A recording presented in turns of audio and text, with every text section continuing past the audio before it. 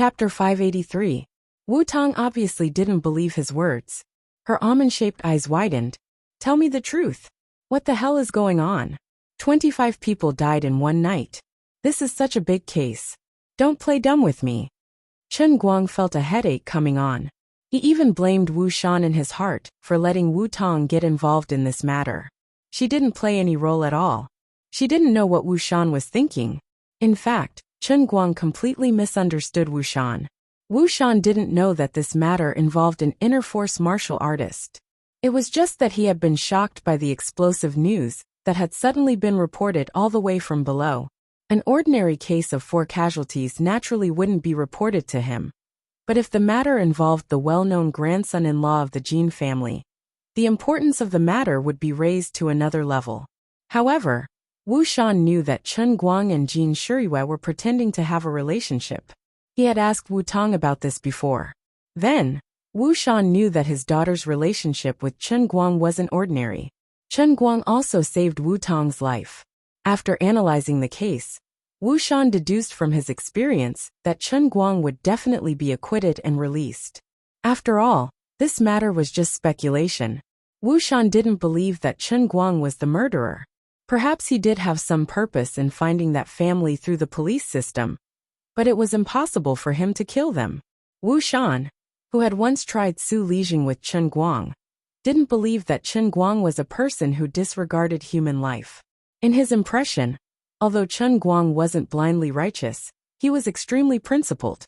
He didn't lack money now, so it was impossible for him to kill people for a mere 800,000 yuan. Of course, this didn't mean that Wu Shan had completely lost his principles. He didn't think too much about it.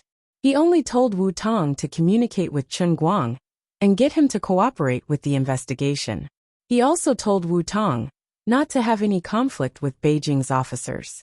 After all, Wu Shan knew that Chen Guang was powerful and had a violent temper. What if he killed a police officer in Beijing with a single punch? That would be a huge problem. As soon as Wu Tong arrived, she directly bumped into Tseng Yongtai from the Special Bureau. Although Wu Tong wasn't very clear about the Special Bureau's background, Tseng Yongtai seemed to have a lot of authority in the Yanjing Police Department. The leader of the Yanjing Bureau did make it clear to Wu Tong that this matter was ultimately decided by Director Tseng. Wu Tong, as the temporary contact person appointed by the Dachuan Provincial Office, after a brief communication with Tseng Yongtai, because she could make Chen Guang behave. Tseng Yongtai was also happy to see her communicate with Chen Guang. Wu Tong had always thought that her job was to make Chen Guang and Tseng Yongtai cooperate. But when she really listened to Chen Guang and Tseng Yongtai's conversation, and received a phone call in between, and the death toll rose from 3 to 25, she realized that this matter wasn't as simple as it seemed. Although each case seemed to be an independent individual, there were all sorts of coincidences. Until now, they hadn't even found the motive and method of the murderer. But it was precisely because the sudden deaths of these 7 families were particularly strange. According to past case handling experience, it could indeed be regarded as a unified major case and filed first. If there were any other secrets, they could also be separated in the process of investigation. It's really nothing. I can't explain it to you. Chen Guang was having a headache from Wu Tong's interrogation. What do you mean you can't explain it to me? I've always felt that the matter of your family's hot pot restaurant wasn't simple, but I really couldn't find any details. What kind of people did you investigate behind my back? Aren't you afraid of death? As Wu Tong chatted with him, she managed to straighten out her thoughts. Did those people want to hide the truth, so they directly cut off the loose ends? Chen Guang was still shaking his head and lying through his teeth. Although he knew that he couldn't fool Wu Tong couldn't do anything about it if he refused to admit it. Wu Tong looked at him angrily. She wanted to strangle this guy. I'm the police. Why are you trying to show off? Do you think this is still a child's house? 25 lives. It's only you that I can calmly ask you here. If it were another suspect in such a case, I would first beat you half to death before asking you. At this moment, the door of the detention room was suddenly opened. Yan Ingjian, the person in charge of the Beijing bureau, stood outside the door with a straight face. Officer Wu, come out. Chen Guang is involved in a major case and is now a criminal suspect.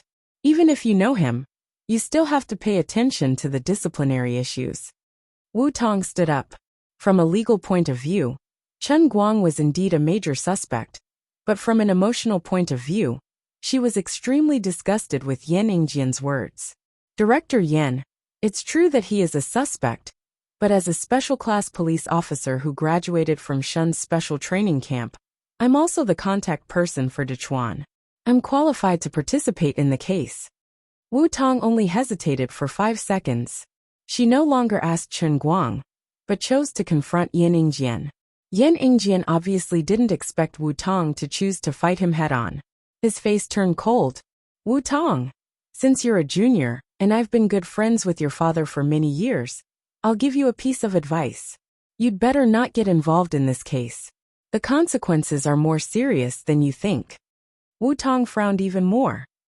Although the investigation of Chen Guang had just begun, and there was no strong evidence, the situation seemed to have taken a sharp turn after Chen Guang and Director Zeng of the Special Bureau broke down.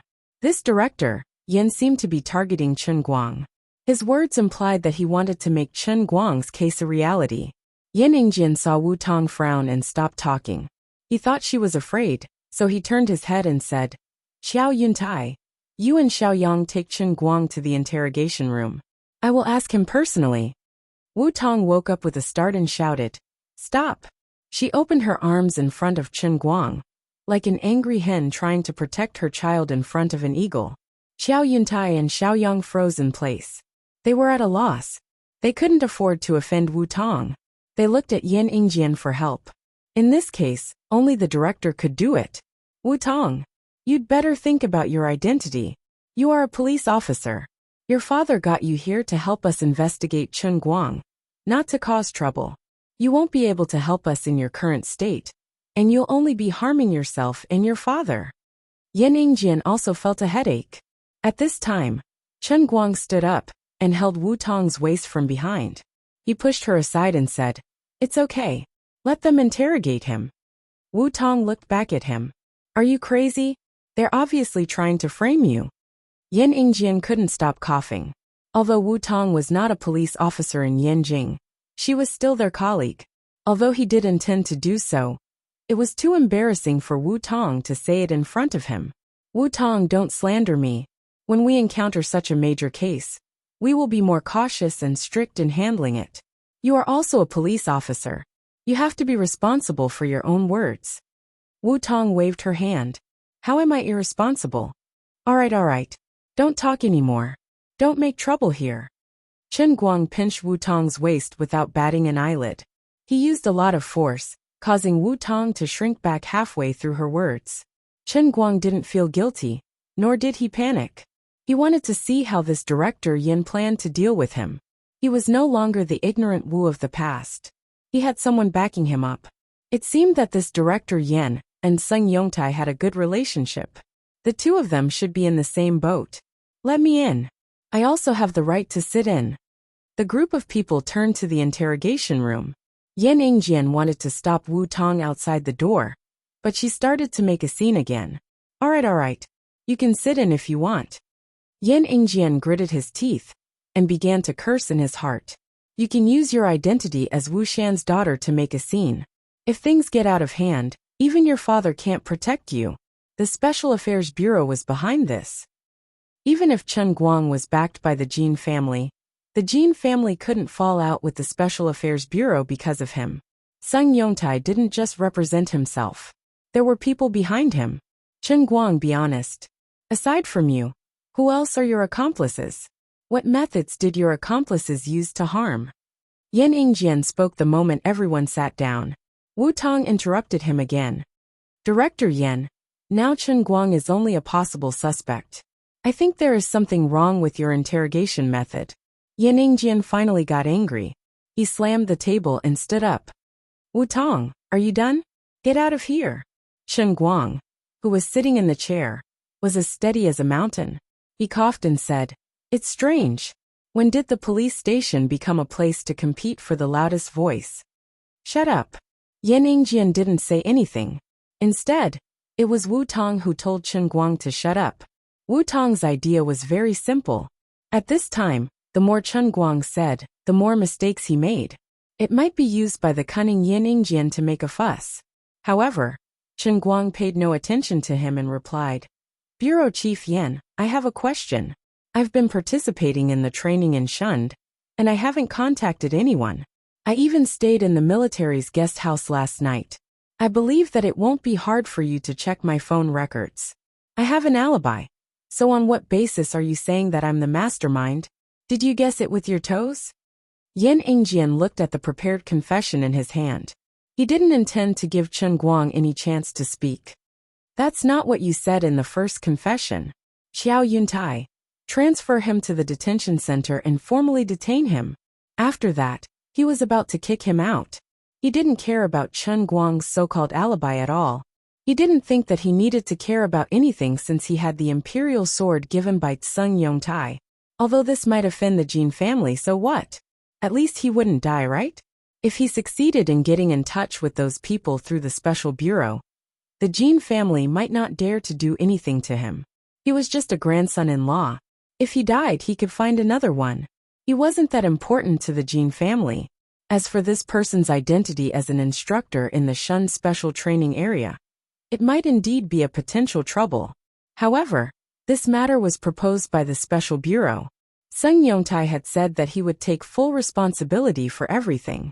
In addition, Yin Ingjian's order wasn't to kill Chen Guang, but to lock him up for 37 days, and then let him go. Perhaps he didn't want to provoke Chen Guang to resist too fiercely, so he quietly moved his head closer and whispered, Chen Guang, I know that you will definitely be acquitted in the end, but I also have my own difficulties. Please understand me. I guarantee that I'll get someone to serve you well in the detention center. You can even surf the internet. You can do whatever you want in there. You just have to stay for 37 days. You just have to cooperate. This is good for everyone. Wu Tong wanted to come closer, but she was blocked by a few other Yin Jing personnel, who had been called in to form a human wall. Listening to Yin Ingjian's whispers, Chen Guang raised his eyebrows. Sure enough, Sung Yongtai's roar was nothing more than a warning to him, hoping that he would back off. If he wasn't in a hurry to collect faith points, it wouldn't matter if he was locked up for 37 days. However, he really couldn't afford to waste time now. One had to rely on her own strength to face the two major sects, Poison Sect and Dark Sect. Perhaps there was someone behind the hot pot poisoning case. Every day he wasted, he would be more worried. He grinned again. Director Yen, it seems that you're also a sensible person. Why don't you help me pass a message to Director Tseng who hasn't gone far? I won't investigate this matter anymore. I really won't investigate it anymore. It's meaningless for me to waste time in the detention center.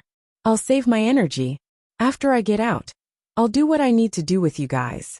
Everyone can pretend that nothing happened. If you insist on using such petty tricks to waste my time, I'm afraid that you'll be the one in trouble instead of me. Yin Ingjian was threatened by Chen Guang. He glared at him. Do you really think that I'm afraid of you? Do you really think that I'm afraid of old Master Jin? You haven't even married into the family yet, and you're already putting on airs? Yin Ingjian didn't believe that the Jin family would care that much about Chen Guang, their grandson-in-law. Moreover, the Jin family wouldn't want to completely fall out with the forces behind the Special Affairs Bureau, right? At this moment, there was a commotion in the hall outside. In just 10 to 20 seconds, a middle-aged man appeared at the door of the interrogation room. Yin Ingjian propped himself up and was stunned. It was Secretary Chu Zhaowei, who had been popular for the past 2 years. Why was he here? Behind Secretary Chu, an old man in military uniform appeared. It was Old Tan. Yin Ingjian was even more flustered. Am I blind? Why is General Tan here in person? Is Chen Guang that important as the chief instructor of Shun's special training camp? That's impossible. Isn't his title of chief instructor something the Jin family used to gild him? What's there to teach a lousy dart? Isn't this a laughing stock? Poor Yin Ingjian was fooled by Tseng Yongtai. Although there were people in the Yanjing police station who had participated in Chen Guang's special training, according to the confidentiality regulations of Shun's special training camp, even he, the director of the Yanjing police station, didn't know the specific content of the special training camp, so he couldn't ask. He only took Seng Yongtai's words as the golden rule. In Seng Yongtai's description, the so-called chief instructor of Chen Guang didn't carry any weight. Yan Yingjian? Who allowed you to arrest Chen Guang? What's wrong with your brain, after being a policeman for so many years? Where's the evidence? Where's your evidence? Old Tan took the lead and walked forward. Although he didn't bring a single soldier with him, he alone was equivalent to thousands of troops and horses. Chu Xiaowei, who was next to him, was also livid. He held a document in black and white with a stamp, as well as a photo. Director Yan, take a look at this document first. Chu Xiaowei said. Yan Yingjian took a look and found that the document was a commendation letter. It was a commendation letter for Chen Guang's outstanding contribution in Shun's special training camp. It clearly stated everything from when he entered Shun's special training camp to when he left. This meant that the entire Shun's special training camp was helping Chen Guang make up an alibi for the past few days. In addition, this photo made his head even more swollen. It turned out that Chen Guang was drinking with the three old men, Jin Jiangtan, and a group of second and third generations at the youth hall. At this time yesterday, Chen Guang was also eating with the leaders at Baoshan restaurant. Also, this is the call records of Chen Guang during this period that I got from the communications department. This USB flash drive contains the surveillance videos of Chen Guang staying in several hotels after living next door to that family. Which one of your eyes found evidence of Chen Guang's involvement in the case? Chu Xiaowei was usually very kind, but this time he was ordered to come, and he was really angry. Yan Yingjian was questioned again and again, and he had a guilty conscience. He rolled his eyes. But there was a day when Chen Guang's whereabouts were unknown. He was talking about the day when Chen Guang and Wenwen hung out together. Chen Guang's whereabouts that day were indeed not recorded. Seng Yongtai also didn't know when he flashed out. Things had gotten to this point, and if he didn't come out to help poor Yan Yingjian, he wouldn't be able to hold on much longer. Greetings, General Tan. Greetings, Secretary Chu. The two turned to look at Seng Yongtai. General Tan frowned. Director Seng, what are you doing here? Seng Yongtai decided to go straight to the point. He first signaled with his eyes to let the irrelevant people leave. Soon, only Chen Guang, Wu Tong, Yan Yingjian, and Chu Tan were left in the room. I'll be straightforward. The big shots from the Poison Sect and Dark Clan wanted me to knock some sense into Chen Guang. As for who Chen Guang was with that day, I'll help him explain it. General Tan should know about it. The bloody battle in Feng Town was between the Wen clan's Missy and the Wen clan's third master. Chen Guang can be considered as Missy Wen's man. Now that third master Wen is dead, I can say something about it. Third master Wen is from the Poison Sect and Dark Clan. Before that day, Chen Guang was indeed with Missy Wen. This so-called murder case was also an attempt by the Poison Sect and Dark Clan to make Chen Guang behave. Now that Missy Wen and the two big sects are at loggerheads, why should small fry like us get involved in a fight between the gods? We'll just go along with their wishes and settle the matter. Isn't that a happy ending? When Seng Yongtai said this, there was a hint of pride and nonchalance in his tone. Old Man Tan's lips trembled in anger. He wanted to scold Seng Yongtai, but no words came out of his mouth. Chu Xiaowei understood the terrifying meaning behind Seng Yongtai's words. This matter was about to go beyond his authority. As for Chen Guang, although he had already guessed that the Poison Sect and Dark Clan were the real culprits behind the hot pot incident, he did not expect Seng Yongtai to admit it so directly and generously. He did it in front of Wu Tong, Old Man Tan, Chu Xiaowei, and Yan Yingjian. He was obviously saying, if I want to do something, you guys have to kneel and listen to my orders. Seng Yongtai's so-called fight between the gods even included small fry like Old Man Tan and Chu Xiaowei. Obviously, in his heart, other than inner force martial artists, everyone else was a small fry. Only inner force martial artists were his masters. It was a simple sentence, but he admitted to a lot of things. In fact, there were signs of this long ago, but everyone turned a blind eye in the past. However, Chen Guang, who had a special identity and was caught in the middle, became the fuse and once again brought this matter that no one was willing to think about to the surface. Sung Yongtai's actions were the same as many years ago. He revealed his trump card. He looked like he had already become a servant serving inner force martial artists. What could they do to him? General Tan's lips finally trembled. Sung Yongtai, oh Sung Yongtai, we've put so much hope in you.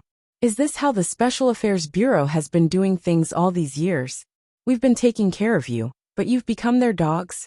Sung Yongtai had lost count of how many times he had been called a dog today, but he was resistant and did not feel ashamed at all. General Tan, a wise man submits to circumstances. You were the ones who taught me this. If you hadn't adapted to circumstances back then, why would there be a department like the Special Affairs Bureau? Don't you think so? But we want you to spy on them, not to serve them. Chu Xiaowei said angrily. Sung Yongtai, who had finally shed all pretense of cordiality, no longer hid his insolence. He said coldly, "It's useless for you to say that to me. You have to say it to our chief Ouyang. I'm just a servant following orders. Go to hell with your pretentious act." Sung Yongtai was still feeling smug when Chen Guang suddenly punched him in the face. "I've been annoyed with you for a long time. I'm not playing anymore. Go tell your chief Ouyang to swell up. I want to see how swollen he is. I'm leaving today. Let the Poison Clan and Dark Clan come and kill me. You only know how to talk tough. If you really wanted to kill me, you would have done it 800 years ago. Who would be in the mood to waste time with you? Stop pretending to be profound." Chen Guang really did not want to know how big of a conspiracy he was involved in. He did not want to think about it at all. It was not that he was stupid, but it was extremely annoying. He was annoyed to no end. Once he mastered his godly skills, he would not have so many messy things to deal with. He only understood one thing. Since the Poison Clan and Dark Clan were still playing this game of beating him up instead of killing him directly, he would definitely be fine even if he swaggered out of this place today. It was obvious that he was still useful to keep his life.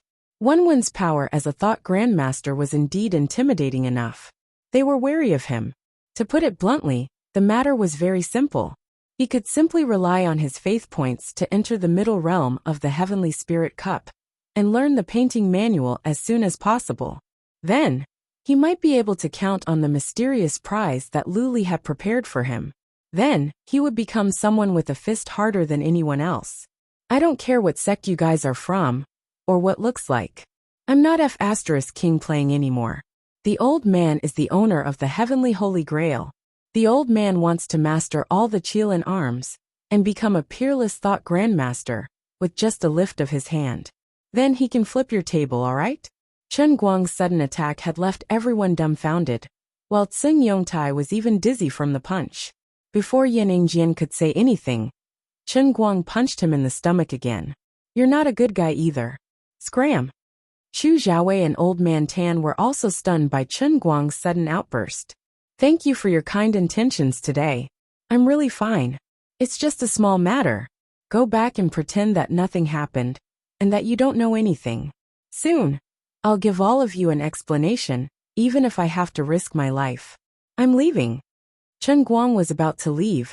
Wu Tong caught up and grabbed Chen Guang's arm. Wait for me. Chen Guang stopped in his tracks and ruthlessly pinched Wu Tong's butt. I told you to stay out of this. Just go back.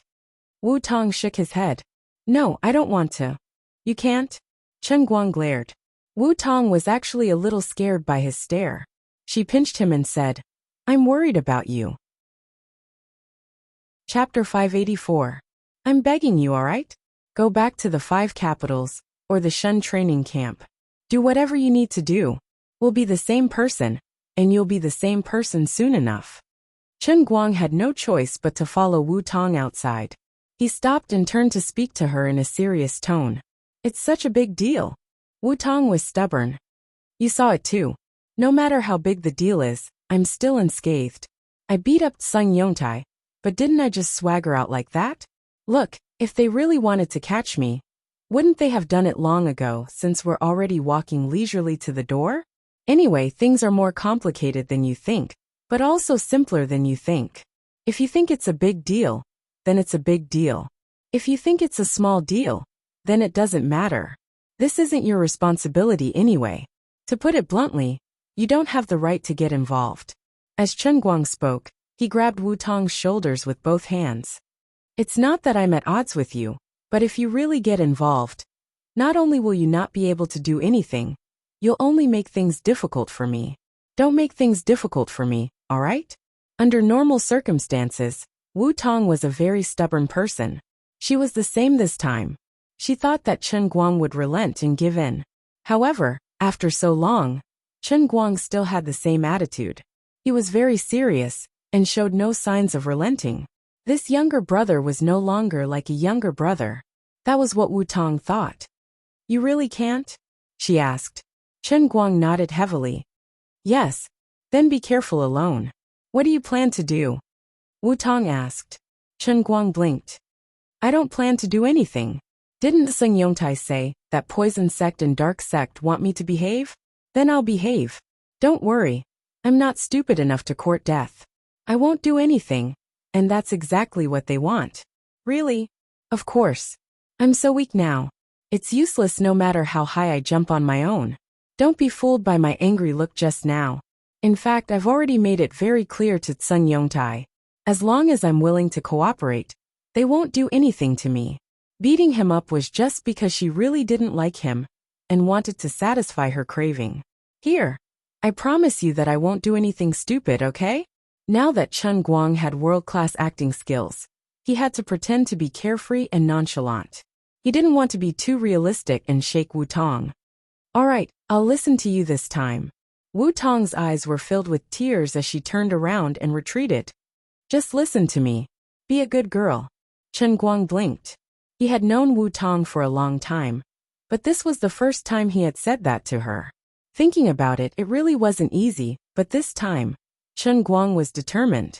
No matter how stubborn she was, he didn't intend to give in. Chen Guang originally thought that Old Man Tan and Secretary Chu would quietly follow him to chat, but there was no movement until he got on the plane back to Wujing. He was a little disappointed. The so-called do-nothing was just an act for Seng Yongtai and his master to see. In fact, he wanted to uproot Seng Yongtai and his master more than anyone else. But he didn't think that Chu Xiaowei and Old Man Tan would actually swallow Seng Yongtai's arrogant and smug look on the spot. If he hadn't seen it with his own eyes and personally participated in it, Chen Guang wouldn't have believed that in this technologically advanced modern society, there really existed such a privileged class that was completely above ordinary people's heads. Something like inner force could allow some people to have ultimate skills, just like Wenwen's tyrannical strength. But not every inner force martial artist was as strong as Wenwen. Chen Guang thought of Old Man Jin and Old Man Jiang that he had met before. Sitting on the plane, he clenched his fists tightly and gritted his teeth in hatred. Are you guys really that afraid of death? Sitting in such a position and indulging Seng Yongtai and inner force martial artists like this, how can you live up to your names and the seats under your butts? Getting off the plane with a sullen face, he was about to call his family when his phone inexplicably rang, indicating that the other party's phone was turned off. Chen Guang's heart skipped a beat. He had briefly contacted his family before getting on the plane, and everything was fine. Why did the phone suddenly not go through? In the past, his father had developed the habit of never turning off his phone when he was doing business, and he still hadn't changed it. Even if his phone ran out of battery, he always had a portable power source on him. It was impossible for his phone to be turned off just like that. Could it be that something happened? Let's get someone else to try and see. When he called his mother, her phone was also turned off. Uncle, aunt, uncle. None of his more than 20 relatives and family members in Lalai's hometown could get through. An inexplicable sense of fear suddenly emerged in Chen Guang's heart. He had never felt so panicked before. Did he make a mistake again? This time, he had dragged his parents and family down with him. Holding onto the glass door of the airport exit, he felt that all the strength in his body had been drained. Looking up at the afternoon sky outside, it was supposed to be sunny, but he felt that the entire sky was gloomy. He clutched his backpack tightly holding onto the heavenly holy grail inside. An inexplicable murderous intent rose in his chest like a flame, and he gritted his teeth so hard that they almost broke. Poison Clan. Dark Clan. If you really dare to touch a single hair on my family, I will make sure that your entire clan is annihilated, and not even the fowls and dogs will be spared. Gritting his teeth, he thought to himself. The airport security personnel next to him noticed that he was behaving strangely. They approached him and asked anxiously, "Young man, what's the matter?" Not long ago, there was a major incident at Shanghai Airport in Wuxia. In the past 2 months, the security of the entire airport had been raised to a whole new level. Chen Guang got up slowly.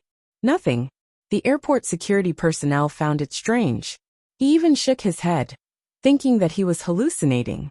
Why did it seem that the area around this young man was colder than other places? Even the sunlight seemed to have dimmed on him. At this moment, a young man in a suit walked over and called out suspiciously, "Little Guang?" Chen Guang looked up in surprise. "Brother?" That's right. This young man in a suit was Chen Guang's eldest cousin Feng Yong. He was a small civil servant working in the finance department in the outskirts of Wuxia. Chen Guang moved forward agitatedly and hugged Feng Yong's shoulder. At the same time, he looked around vigilantly. Now that the situation was urgent, he had to protect as many people as he could. "Brother, hurry up and leave with me. We can't stay here for long." Feng Yong struggled out of his grasp in bewilderment. "What? Little Guang, what's wrong with you?" Chen Guang lowered his voice. "I can't explain it to you clearly, but didn't you notice that we can't get through to Uncle and Aunt's phones? We can't get through to my parents' phones either. Let's go to a safe place first." Feng Yong was even more confused. "Isn't that obvious? I just sent them all on the plane, and the plane is probably about to take off. Of course we can't get through to them." "Huh? What's going on?" Chen Guang was dumbfounded. Feng Yong saw that he was completely clueless and said in realization, "Well, you still don't know, right? I got a big shock this afternoon too. They were a bunch of old men and women. I don't know what went wrong in their brains, but they said they wanted to go on a trip just like that. Early this morning, they chartered a car from their hometown and came to Wuxia. They even bought the plane tickets. If it wasn't for the fact that the car they chartered was driven by my classmate, I would have almost been fooled. It was a lot of trouble. More than 20 people, and their whole family came?" A big question mark popped up in Chen Guang's mind. Feng Yong nodded. "If it wasn't for the fact that I couldn't leave the office, I would have walked right into their trap and been dragged away by them. Take a look at your WeChat. Your dad must have told you." Chen Guang took out his WeChat and saw a long voice message from Chen Guoli. When Chen Guang heard that, he roughly understood what was going on. Because of the family's bankruptcy, coupled with his mother's illness, the whole family had been poor for the past 2 years. Recently, seeing that they had become rich, his father, who never took the normal path, began to be restless again.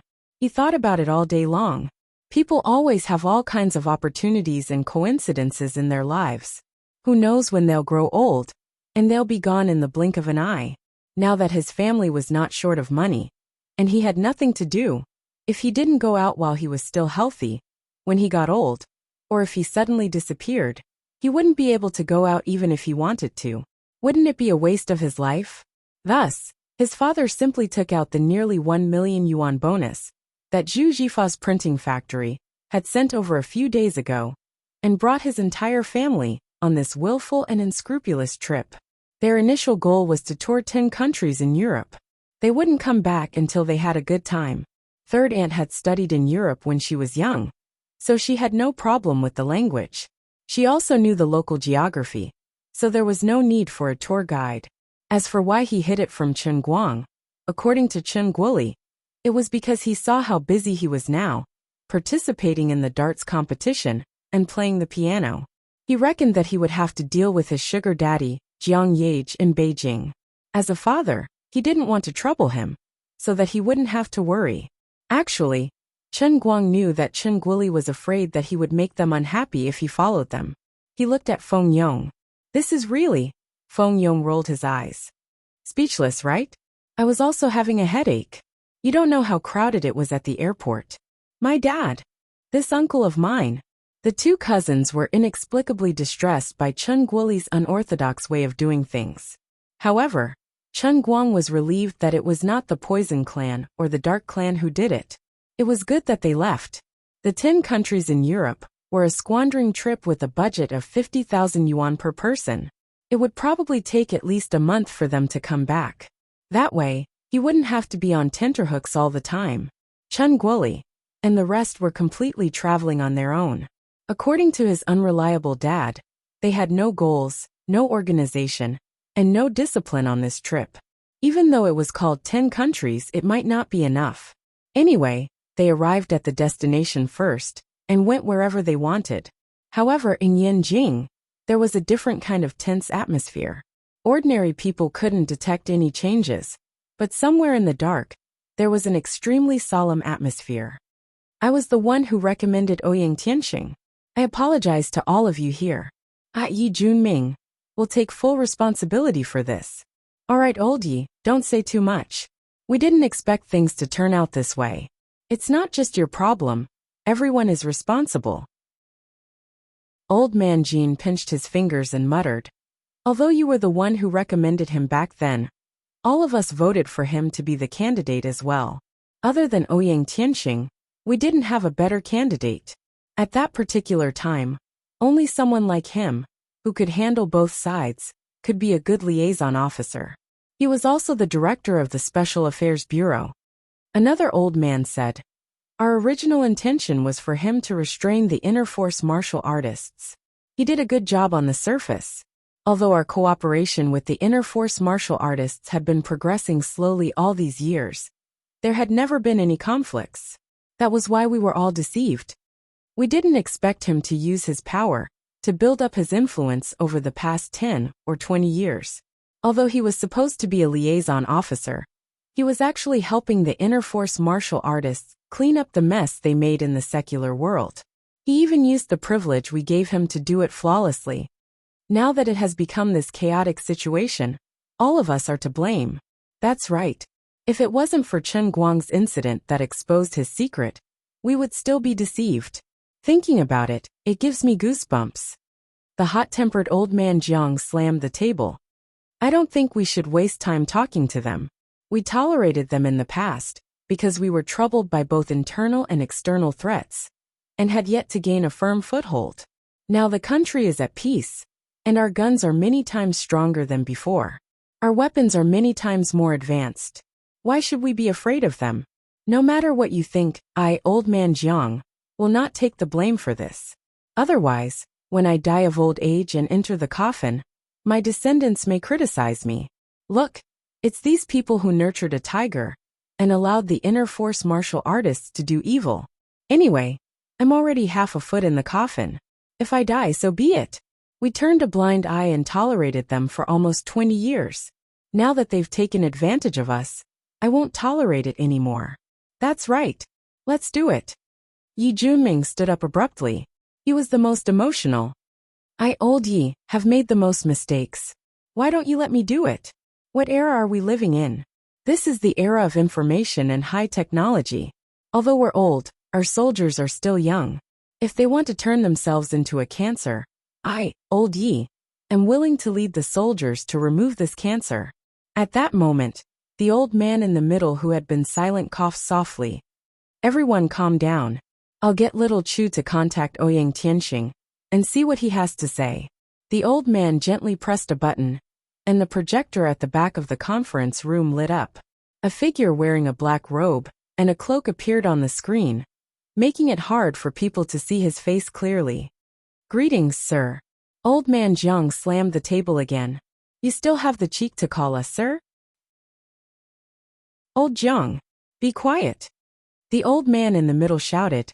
From his old body, an aura that no one dared to disobey gushed out. Old man Jiang sat down slowly, but Ouyang Tianxing did not move in the projection. Ouyang Tianxing, speak. What do you want? The old man in the middle said slowly. Ouyang Tianxing gently shook the cloak on his head and said, I, Ouyang Tianxing, sincerely apologize to Comrade Seng Yongtai and Comrade Xia Rohai of the Great Chuan Province's Southwest Branch for practicing favoritism and committing fraud in their work.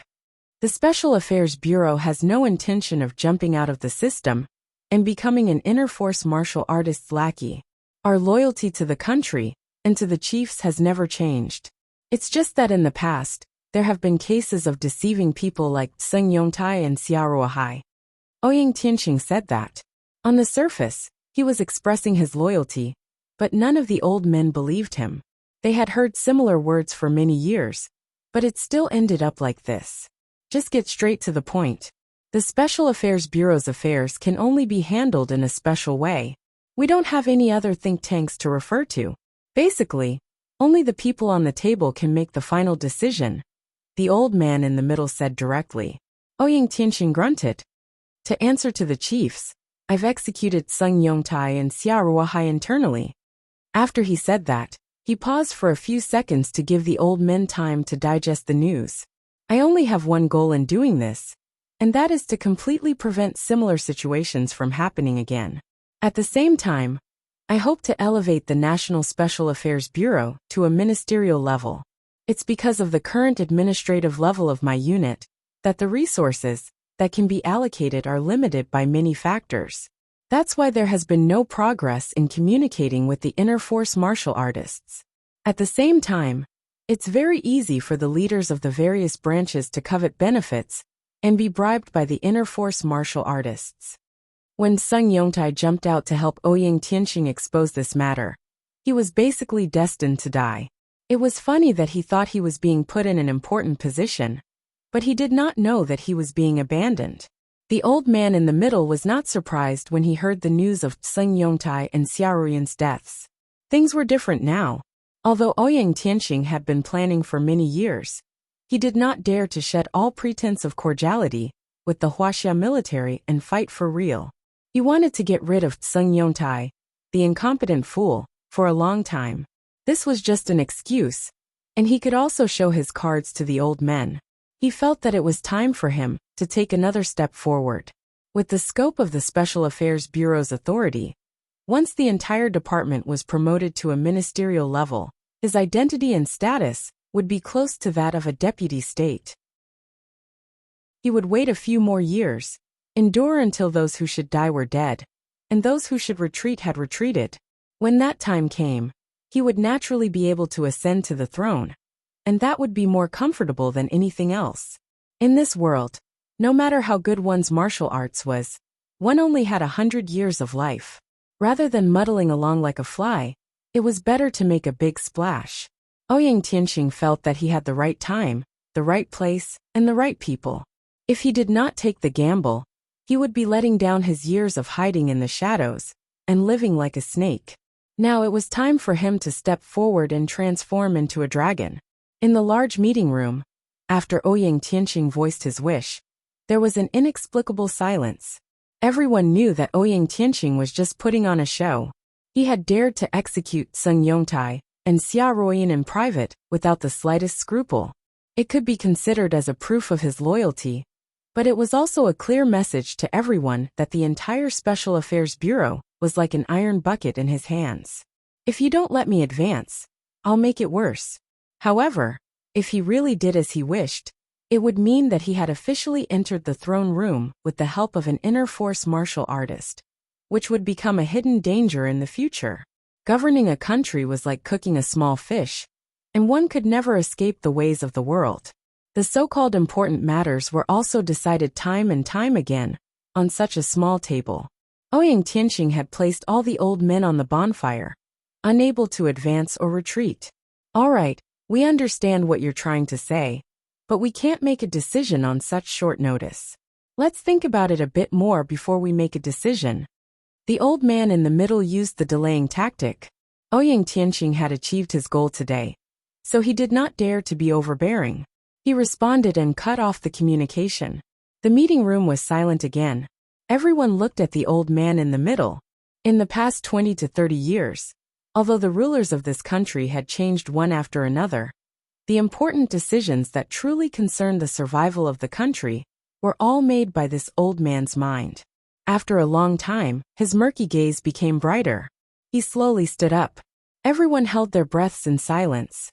Every word he said next was as heavy as 1,000 caddies. A malignant tumor must be removed. The first sentence set the tone. Chaos can be within their boundaries, but they must not harm the people. The second sentence made his stance clear. I, Old Lin, am not afraid of death. Are you all not afraid of death? No. The breathing of many old men in their 60s gradually became heavy. 20 years ago, we were weak because we had no choice.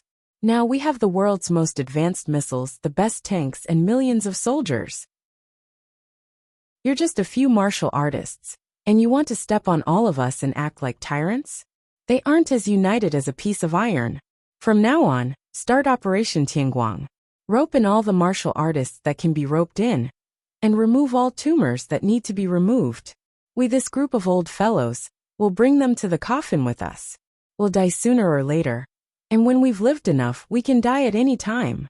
I want to see who dares to come to my bed and put a dagger on it. This was a declaration. Within 2 weeks, we will hold a military exercise with individual combat weapons. It will be kept secret internationally, but open internally. We will specially invite inter-force martial artists to come and observe. Get Ouyang Tianqing to deliver the invitation. We will set up a new department at the ministerial level and gradually eliminate the Special Affairs Bureau. This was a swift and decisive strategy. According to reliable sources, the internal force martial artists are also undergoing changes. One of the 3 traditional aristocratic families, the Wen family, has just experienced a change. The eldest daughter of the Wen family, Wen, has become one of the most powerful people in the world. She has already declared war on the Poison Sect and Dark Sect, which are suspected to be the closest to Ouyang Tianqing. The Wen family has always been a scholarly family. They cultivate knowledge, practice the way of health, and appreciate the nature of a saint. Our strategy is to rope in the Wen family, and if necessary, to help them eliminate the Poison Sect and Dark Sect. Other than that, the person in charge of this new department should be someone close to the Wen family. Chen Guang is the best candidate. Chen Guang had underestimated this group of old men. They would either not do it, or they would do it to the end.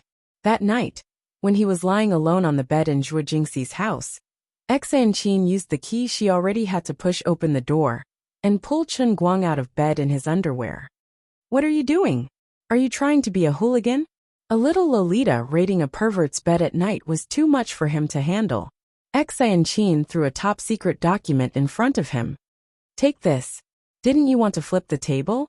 Now that you're sleepy, someone's here to bring you a pillow. Chen Guang took the document and looked at it. The first page was written in meticulous handwriting. The strokes were domineering and full of murderous intent.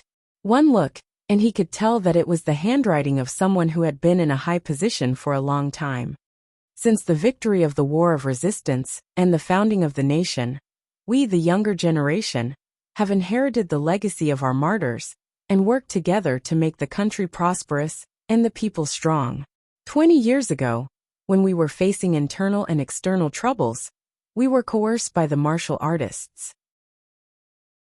We were afraid of death and reaped the bitter fruits of our own actions, becoming a sinner. Now 20 years have passed. We have been treading on thin ice, trembling with fear. Finally, we have achieved something. The martial artists want to stir up trouble and stir up the society. Today, if we give in again, we will not have the face to meet the heroic martyrs in the underworld. We will fight to the death with our half-crippled bodies. We do not seek longevity, but we seek a clear conscience. This opening clearly told Chen Guang the anger and murderous intent that these old men had been suppressing for a long time. Chen Guang laughed. You didn't disappoint me after all. Tianguang plan? Good, very good. Individual military exercises? This is interesting. No one has reported on our country's individual combat weapons in the forum. I've never seen it. Establishing a new department to replace the Special Affairs Bureau? That's not a bad idea. The special department that could nurture a scumbag like Tseng Yongtai should have been kicked off a long time ago. Chen Guang read on, and was secretly pleased. As the eldest disciple of the Thousand Extremities sect, Exanqin had obviously joined the so-called Tianguang plan. She had sent this top-secret document to him overnight, which meant that she was also a part of the Tianguang plan. Now that he was destined to be enemies with the Poison Sect and the Dark Sect, how could he not be happy that he had found such a powerful backer? Moreover, this Tianguang plan was obviously named after the old man. That was why he was so thick-skinned. The old man's original intention was to push aside the dark clouds to reveal the bright moon. But he had shamelessly used it to his advantage. Wait. The name of this new department. Chen Guang pointed at the 4 words written on the black and white paper on the document with some difficulty. Xian Qin had asked the others the same question before. She rolled her eyes and explained. What they mean is that we shouldn't make too much noise at the beginning. They're going to gradually shut down the Special Affairs Bureau. It's not like they're going to cut them off all at once. That's why they deliberately came up with this name to hide it. Chen Guang broke out in a cold sweat. It's a department-level department after all. Even if it's for the sake of concealment, they can't do this. Isn't this 2F** King shameful? For the sake of concealment. They don't even care about their reputation? Who would be so unlucky as to be this swollen chrysanthemum leader? Light. Fixed. Total. Bureau. Ah. I heard that old man Lin went back and asked his grandson. His grandson said that you would definitely like this name. So it was decided. That's none of my business. Chen Guang spread his hands and continued reading. A few seconds later his face turned ashen. The first swollen chrysanthemum leader is me, the old man? Xian Qin nodded. Yes. Even the temporary name of the department was tailor-made according to your preferences. This is really F***ket up. Xian Qin sighed. I thought so too. What the F***ck? Why are you messing around with me? Woof woof woof. I'm the deputy swollen chrysanthemum leader. Xian Qin was a pure little girl. But when she said this, her jade-white face blushed under the moonlight. She was a little embarrassed. Chapter 585. Chen Guang was silent for a long time. He looked at the pitiful Xian Qin and said, It must have been hard on you. Xian Qin sighed. It's okay. I have to change the name sooner or later. Oh yes. I am almost done with the National Middle School Darts League. When will you have time to see those young players? They are all admiring you now. Chen Guang was non-committal. I am not in a hurry. I will think about other things after I get past the current obstacle. The current obstacle? Xian Qin thought he was going to announce the first National Chrysanthemum Commissioner. She tidied her clothes and saluted.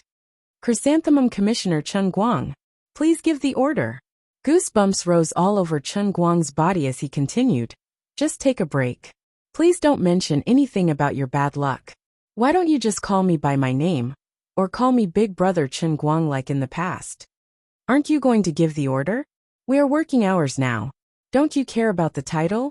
Xian Qin scratched her head in confusion. Chen Guang was even more confused than her. Give the order. Yes. They say that a new official must make a clean sweep. Aren't you going to do something? Xian Qin asked curiously. Chen Guang shrugged. I am in the dark now. Apart from you, the deputy bureau chief, I am a commander without an army. What can I do? Besides, even if there is any arrangement, it will not be made by us. I am not Superman. I am not born with knowledge. Suddenly, I am given such a strange position. Can I just rush out and command the army? Can I just sweep away flowing venom? Isn't this nonsense? We can't even protect ourselves now. The old men above us came up with such a ridiculous name. In fact, they are hinting to us not to act rashly, and not to alert the enemy. Let's just do what we have to do and wait for their arrangements. I reckon that things will only become interesting after they're done with their individual military exercises. Xian Qin tilted her head. That means I have nothing to do now. I just told them about the darts league. Isn't this tormenting them? Chen Guang rolled his eyes. If you really want to find trouble, it's not like there aren't any. It was said that Lolis had 3 good points. Their bodies were delicate and soft, and they were easy to push down. It was the middle of the night, and he was only wearing a pair of CK underwear. Xian Qin was such a cute little loli standing in front of him. If he didn't have some dirty thoughts, Chen Guang would be letting down his conscience. What is it? Xian Qin didn't know what Chen Guang was up to. Chen Guang pointed at his blanket. I'm now ordering you as the chrysanthemum head. My deputy bureau chief, hurry up and help me warm my bed. In the end, his very reasonable request ended with 2 more dark circles under his eyes, turning him into a national treasure. Chen Guang rubbed his eyes in pain. This was too much. Wasn't it just warming the bed? Was there a need to make such a big fuss? Xanqin ran to the next room to sleep. She was afraid that if she stayed any longer, she would accidentally throw a storm dart and poke holes all over Chen Guang's body. In the end, Chen Guang still couldn't sleep well. Not long after he laid down, he received a call from Wenwen in the middle of the night. I heard about what happened in Yanjing. What are you doing? Didn't I tell you not to get involved in it? Aren't you going to make trouble for me? What about the chrysanthemum head? Wenwen's tone sounded a little impatient. She didn't seem very happy. Chen Guang couldn't do anything about it. Didn't I suddenly force someone to do something beyond my abilities? He briefly told Wenwen what had happened. He heard that before the two of them met, Chen Guang had investigated a family involved in the hot pot poisoning case in Beijing. Later on, 25 lives were implicated. Then, it was said that the people from the Special Affairs Bureau seemed to have received benefits from the poison sect and the dark sect. They wanted him to behave, so they deliberately tormented him to draw the backlash from the elders, which led to the current situation. Wenwen didn't blame him. Chen Guang hadn't done anything wrong to begin with. He had been forced to do things step by step. Wenwen sighed. Actually, I know that with your bad temper, you might not listen even if I told you. But I really hope that you won't interfere anymore. They made you the chrysanthemum head because of your dart skills. But it also has something to do with me, the one family's head. Just settle down and practice the painting scroll that I gave you. Be obedient, okay? I'm here. The sky won't fall.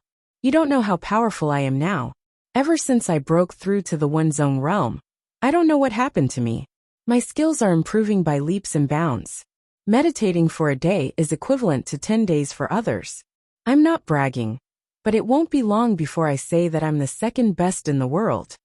Chen Guang spat. He thought that Wenwen was bragging. Keep bragging.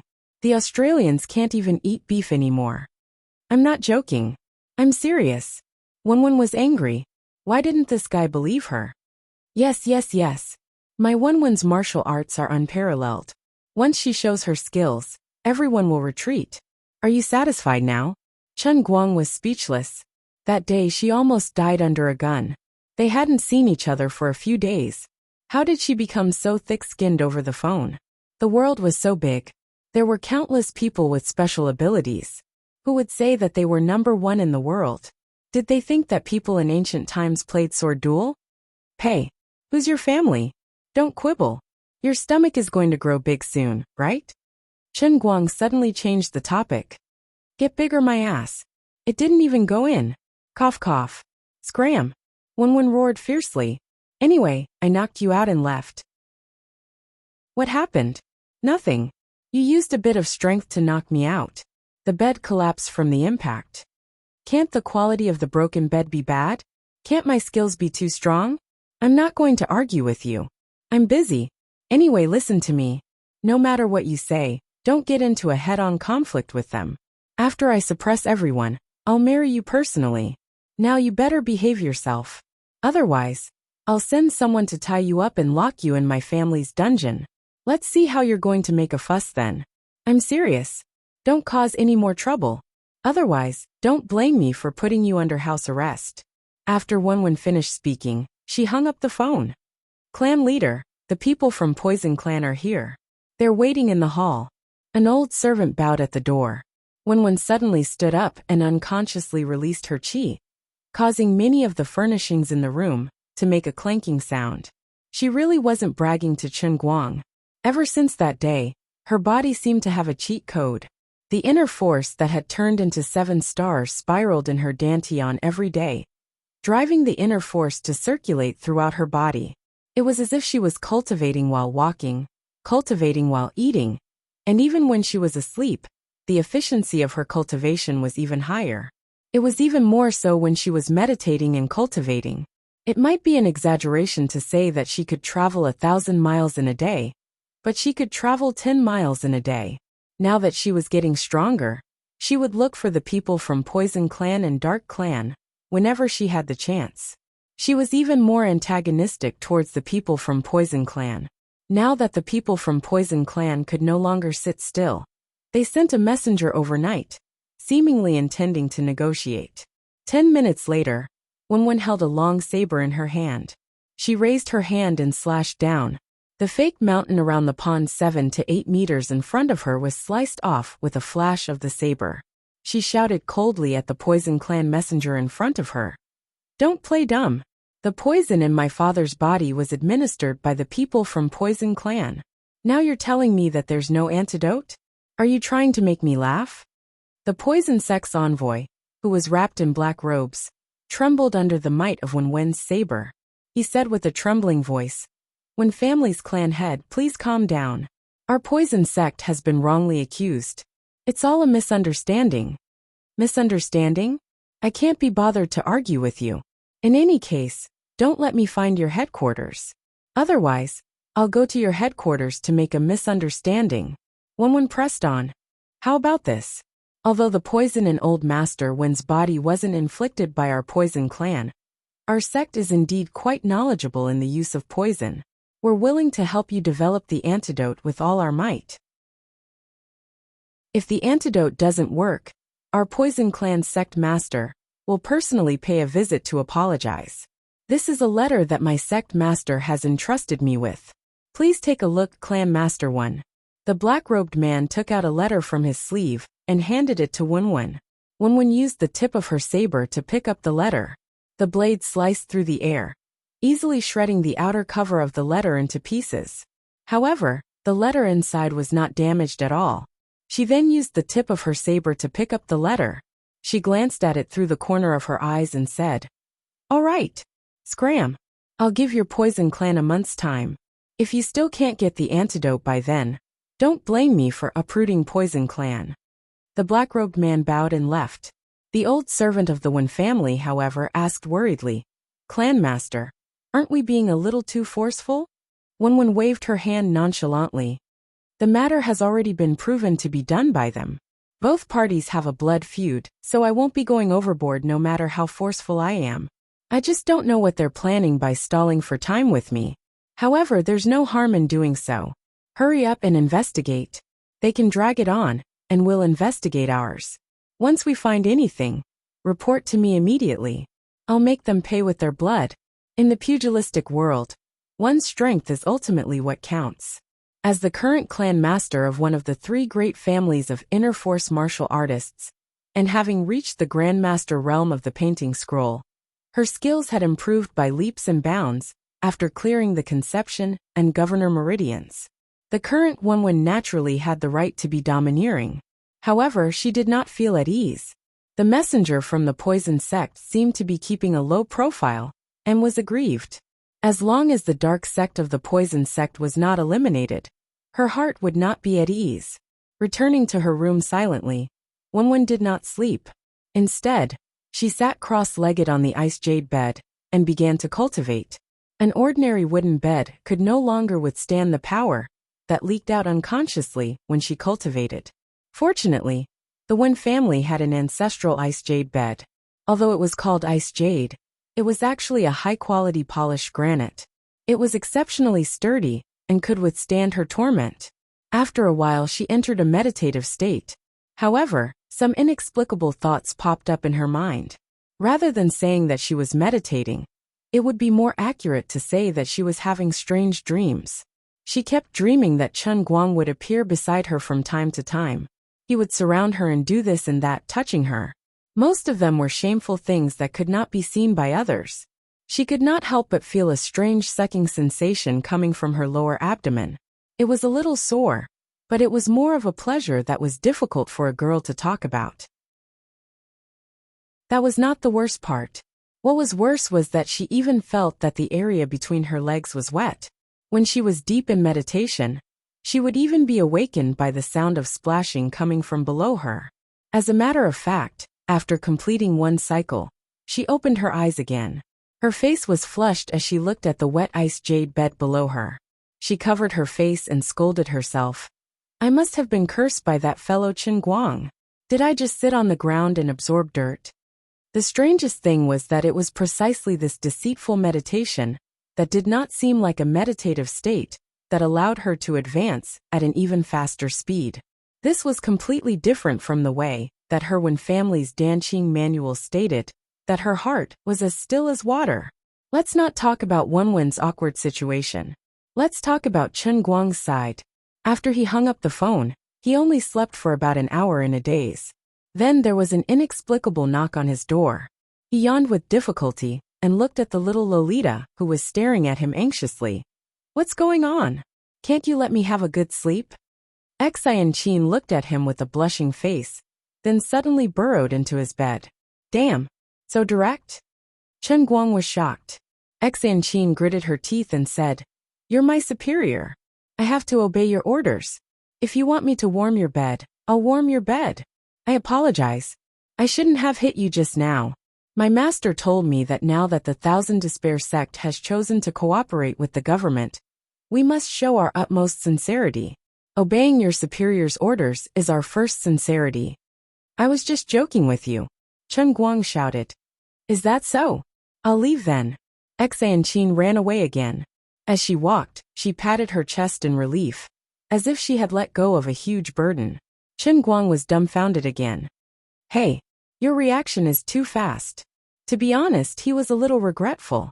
The next morning, Chen Guang finally received the biggest piece of good news recently. While he was sleeping the night before, Azure had prepared a brand new special training for him. He could finally take the first solid step in the physical training that he had exchanged for with faith points. Chen Guang plunged into Cloud City. Can I learn Wind God's legs like Niefeng's in Wind and Cloud in one go? Azure chuckled. Dream on. Last time, I let you finish training the entire Qilin arm, because it was a reward world in the punishment realm. The normal Jianling sky is slightly weaker. You can train your legs, but you have to start from the soles of your feet step by step. So weak. Weak my ass. It's a free benefit, and you have the cheek to say that it's weak? If you have the ability, then don't practice it. Why don't you practice it according to your Wenwen's painting scroll? By the way, don't be in a hurry. Before you practice, boil the medicine that your Wenwen sent over according to her prescription. It will be good for you. It was rare for Azure to be so considerate. Although she was impatient, she actually knew to remind Chen Guang of the things that he should pay attention to. Okay. Chen Guang agreed happily. By the way, Lord Azure, can you help me estimate how many Jianling Sky special training worlds I need to practice before I can start practicing my internal strength? Azure stretched out 4 fingers. Chen Guang was overjoyed. 4. Azure smiled without saying anything. 40? Chen Guang asked again. Azure snapped her fingers. Ice dog. Bingo. F*CK. At my current speed, I can only practice 1 round of special training after several days of faith points. Won't it take more than half a year to practice 40? Chen Guang panicked. Seeing that a great battle was imminent, he was very anxious. Azure shrugged. You're blaming me? You're the one who has been idling around all day, not doing proper work. You're blaming me for not increasing your faith points production? Besides, do you think it's that easy to master external strength and body? Although that painting scroll is low-end, it can indeed train a person's muscles, bones, skin, flesh, and even internal organs to the extreme. The Heavenly Holy Grail only needs 40 small worlds to surpass its master. It will take at most 7 to 8 months. Why do you still need a bicycle? Alright, you don't have to say anymore. I'll think of a way to get more faith points. I'll think of a way right now. Chen Guang was not in a hurry to start the special training. Instead, he quickly went out to receive a delivery.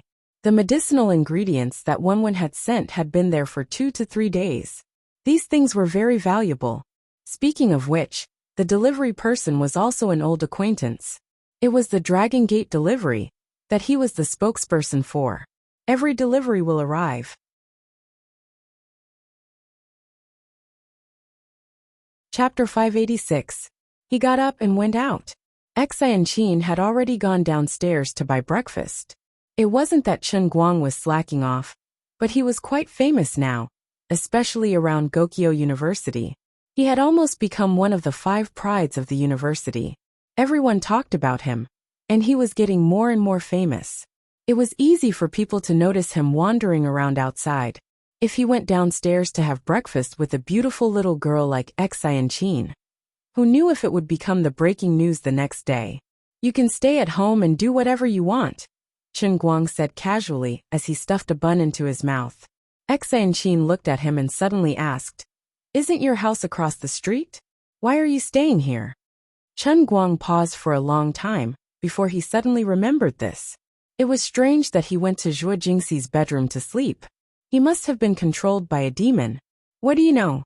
Rich people can do whatever they want. Rich people rent 2 rooms at a time, sleep one, and leave one empty. Otherwise, I don't know how to spend the money. TSK, there's something fishy. I saw it yesterday. The bedroom you slept in was clearly a room that a girl usually stayed in. Tell me, are you hiding a mistress behind Jean Shuriwe or Miss Wen's back? Xian suddenly asked about Chen Guang. Chen Guang was confused by her random questions. He patted her head and said, "Kids should eat and grow. Don't ask about adult matters." You womanizer. Xian glared at him fiercely again, but she was thinking, I have to be careful of this guy. What if one day he really orders me to sleep with him? What should I do? Master, should I listen to the orders of this fat chrysanthemum leader? I haven't considered such a complicated situation.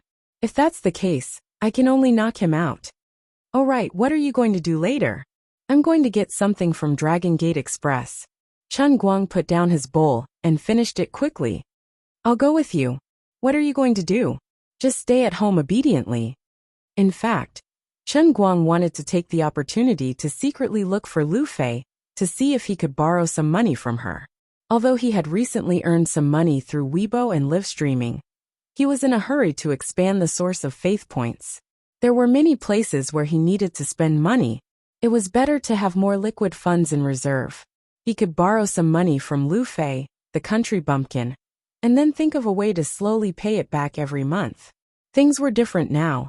Now that his income had increased, he didn't have any psychological barriers to borrowing money. Besides, didn't Lioli still have 170 million yuan to buy the company? Although there was no sign of it floating away, it would happen sooner or later, right? Even if it's a loss, it's still a loss. At least leave me some scraps, right? At the same time, he could also see what Sister Lu Fei was busy with recently. Did she have a change of heart? Could he take advantage of her? He really didn't know what was going on. After returning from Yinjing to Wujing, he felt inexplicably unsettled again. It was all Jiang Ye's fault.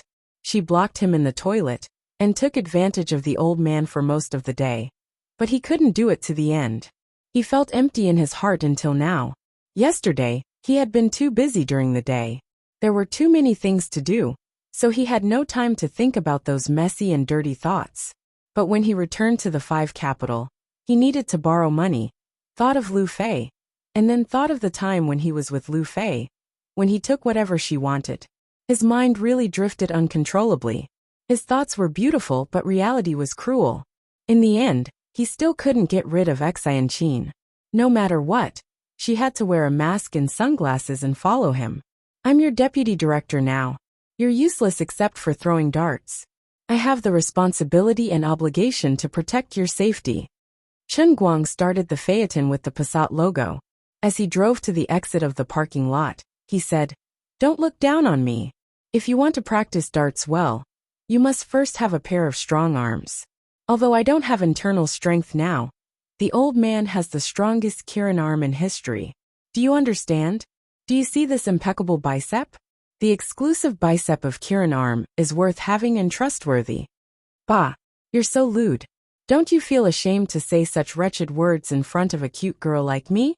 Although Xian was naive, she actually understood the online slang of Kirin arm. Chen Guang was really ashamed. This can't be blamed on me. There is a deep reason behind it. Please believe that I'm a good and upright young man. It's your own hand. Don't you decide what you want to call it. If it's wretched, then it's wretched. Why explain? It's not my first day knowing you. You're a boy after all. Which boy doesn't have messy thoughts? I understand and understand. Since you've helped me so much, do you want to experience the unique technique of the Thousand Despair sect, the Thousand Despair Kirin arm? As Xian spoke, She turned her head and looked at Chen Guang with a playful gaze. Really? Chen Guang was overjoyed. Bah! You'll show your true colors after a little seduction. Upright my ass. Xianqin turned her face away decisively and did not want to talk to him anymore. Chen Guang clenched his teeth fiercely. Don't force me. Be careful that I act as a world-class charmer. I'll talk to you until you turn into a little slut. What are you thinking? I keep feeling that your eyes are shining when you look at the chrysanthemum of the car in front. Shut up. Don't disturb me while I'm driving. As the two of them bickered strangely, they arrived at the entrance of a luxurious residential area near the second ring road in Wujing City. Dragon Gate Express was different from other delivery companies. Due to the uniqueness of their business, they either did not have any business, or they wanted to do big business. They did not need a huge warehouse. In fact, they only had one branch office in each city, which served as both a warehouse and an office. This branch office in Wujing was located in this luxurious residential area that was known as the Wealthy District. It occupied a standalone villa of about 500 square meters. Actually, Chen Guang could have asked them to deliver the goods to his door with a phone call. However, his original plan was to lure Xianqin out to look for Lu Fei. Since he had already lied, he could only go there personally to cover up his lie. The two of them waited at the entrance of the residential area for a while. A young man in a suit walked out. He followed the license plate number and knocked on Chen Guang's car window. Are you Chen Guang? Chen Guang felt that the young man's attitude was not very friendly. However, considering that Dragon Gate Express had a martial arts background and was doing a big business, it was normal for the King of Hell to be difficult to deal with. He nodded and said, "That's me." Then, the young man greeted the security guard of the residential area and said casually, "Go straight in and turn right after passing the third villa. It's villa number 66 in the 7th building." He left right after he said that. He did not intend to lead the way for Chen Guang. Xianqin raised her nose angrily and looked at the back of the young man. His nostrils are so high up in the sky. Director Long, the quality of the employees in this company is too bad. He has only trained to muscle force. He is not very capable, but he has quite a temper. As Chen Guang drove through the fence, he wondered, "You can see through his skills?" Xianqin said proudly, "Of course. I'm a genius disciple of the Thousand Despair sect. What secret can a mere muscle force have in front of me? You won't be able to find someone at my age who has trained to bone force, which is close to skin force." Chen Guang quietly said 2 words, "Wun-wun." Xianqin was immediately unhappy. She pouted and said, "Wun-wun, wun-wun. All you think about is wun-wun. What's so good about her? If I were you, I would have cut ties with her a long time ago. Didn't she think that being friends with you would bring you trouble?" All right, I won't argue with you." Chen Guang did not completely not think about what Xianqin said. However, no one was perfect. When he and Wenwen first met, who would have expected so many things to happen? However, he did not regret it, and he could not blame Wenwen for it. If he really wanted to blame someone, he could only blame those people who tried to harm the Wen family. However, thinking about it, Wenwen also blamed herself. However, it did not matter. When the old man mastered the painting scroll and became the Condor heroes with her, they would be able to tidy up everything that needed to be tidied up. Then all the past would disappear. For these two people, thousands of thoughts did not need to be spoken out. They were hidden in their hearts and understood each other. The two of them stopped the car. The young man in the suit had already gone upstairs. The two of them knocked on the doorbell again. After waiting for about a minute, someone came down to open the door.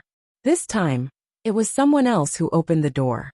It was a young man in a white chemical protective suit. He threw 2 sets of hard chemical protective suits over.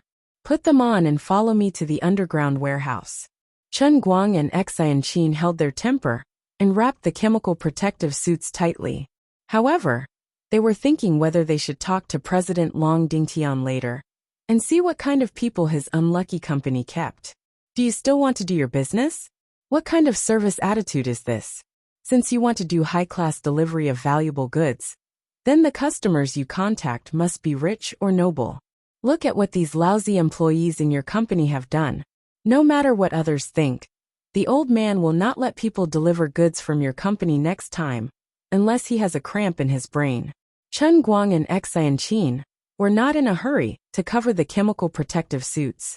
Chen Guang whispered, "How about we talk to President Long and ask him not to broadcast my advertisement? This is simply smearing my reputation as a spokesperson." Xianqin also nodded. "A little bit, but I have already spent the money. What should I do?" "Really? Then let's wait for them to run their own company down. Anyway, there is no way for me to pay for it. What are you two whispering about? Put on the mask. There are some valuable goods in the warehouse. What if your breath condenses into water mist and corrodes them?" The young man in front turned back and shouted through the chemical protective suit mask. Xianqin was about to explode. I have a little temper." Chen Guang quickly pulled her back. Don't be impulsive. Take the things first." Xianqin put on the mask angrily. "Forget it. For President Long's sake, I will endure it one more time. All right, take your hand away. My Wangzai mantu is not enough for you to pinch. Oh, little girl, you are so sharp." Chen Guang withdrew his hand in embarrassment and put on his mask as well. "Really? You should have said such an embarrassing thing in private. In broad daylight, people who didn't know better would think that an old man like me was taking advantage of a little girl. It was just that this chemical protective suit was too hard, and he couldn't feel it at all. This was an accident, really an accident." After going through a long staircase, the three of them went all the way to the basement. Halfway through, they passed at least 3 disinfection gates. Although the quality of the employees of this Dragon Gate Express was so low that it made one's hair stand on end, the hardware and facilities looked quite high-end. Fingerprint lock, password lock, and iris lock. The young man consecutively entered 3 passwords, and finally opened a large iron gate on the wall. Then he pulled out an ebony box that was 1.5 feet tall, 1 foot 7 inches wide, and 2.5 feet long. He put it on the ground. "You guys can move it out. The things are here." Chen Guang's eyelids twitched. This bastard must have been kicked out of bed by his wife last night. His resentment must be too strong, right? This was a skill that constantly emitted fire chi to attract aggro. Its proficiency level was off the charts. Forget it. For the sake of President Long's endorsement fee of 10 million, I will King endure it. Chen Guang bent over and picked up the box. He rushed out of the underground storeroom and walked up the stairs. Xianqin also fiercely glared at this uneducated staff member and memorized his stupid face behind the chemical protective suit mask. "If I don't call Boss Long after I get out of here, I'll sue you until my head is full of bumps. Otherwise this lowly's name isn't Xianqin." When the two of them went up to the first floor, the young man in the suit from before came again. You have taken the things. Can we go now?" "Go. Let's go. Don't King rush us." Xianqin was so angry that she actually cursed. Chen Guang, on the other hand, rubbed his fists together. As long as this bastard said something unpleasant again, he would immediately slap him in the face. He had sold President Long's face time and time again, but he could not sell it anymore. This King endorsement fee, could the old man not earn it anymore? Unexpectedly, the young man in the suit was not angry at all. He still had a smile on his face as he opened the door. He waved his hand and said, "Please." The two of them walked out of the villa angrily. They had no idea what had happened today. Chen Guang was about to move the box into the car when he suddenly realized a problem. With the old man's many years of online shopping experience, we seem to have forgotten to open the box and inspect the goods. Inspect the goods? Inspect what goods? Dragon Gate Express will not do things recklessly.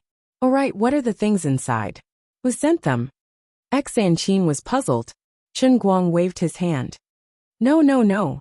Under normal circumstances, I will definitely not inspect the goods. But don't you think that the two scumbags just now are too much? They seem to want to chase us out like we are the plague. Xianqin smacked her lips. Really? Chen Guang nodded. It's a ghost. A huge ghost. Open the box and take a look. Xianqin nodded. The two of them placed the box on the ground and opened it. It was filled with medicinal herbs, and the smell of medicine wafted into their noses. Is there no problem? Is it Chinese medicine? Chen Guang took out his phone and opened WeChat. He compared the list of goods that Wenwen had sent him. Is this the medicine that Wenwen sent you? Xianqin asked as she bent down to look at the medicinal herbs.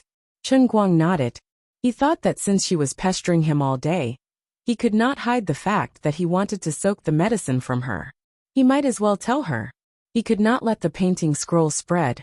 But it was not a problem to let Xianqin know that he wanted to practice the painting scroll. Yes, these are the external medicinal herbs that Wenwen prepared for me to practice the painting scroll. Painting scroll? Xianqin exclaimed. Then, she realized that she had lost her composure and covered her mouth. How is that possible? The Wen family's painting scroll is never spread. Even the son-in-law who marries into the family cannot learn it. This is their ancestral teaching, she said nervously in a low voice. She looked like she had seen a ghost.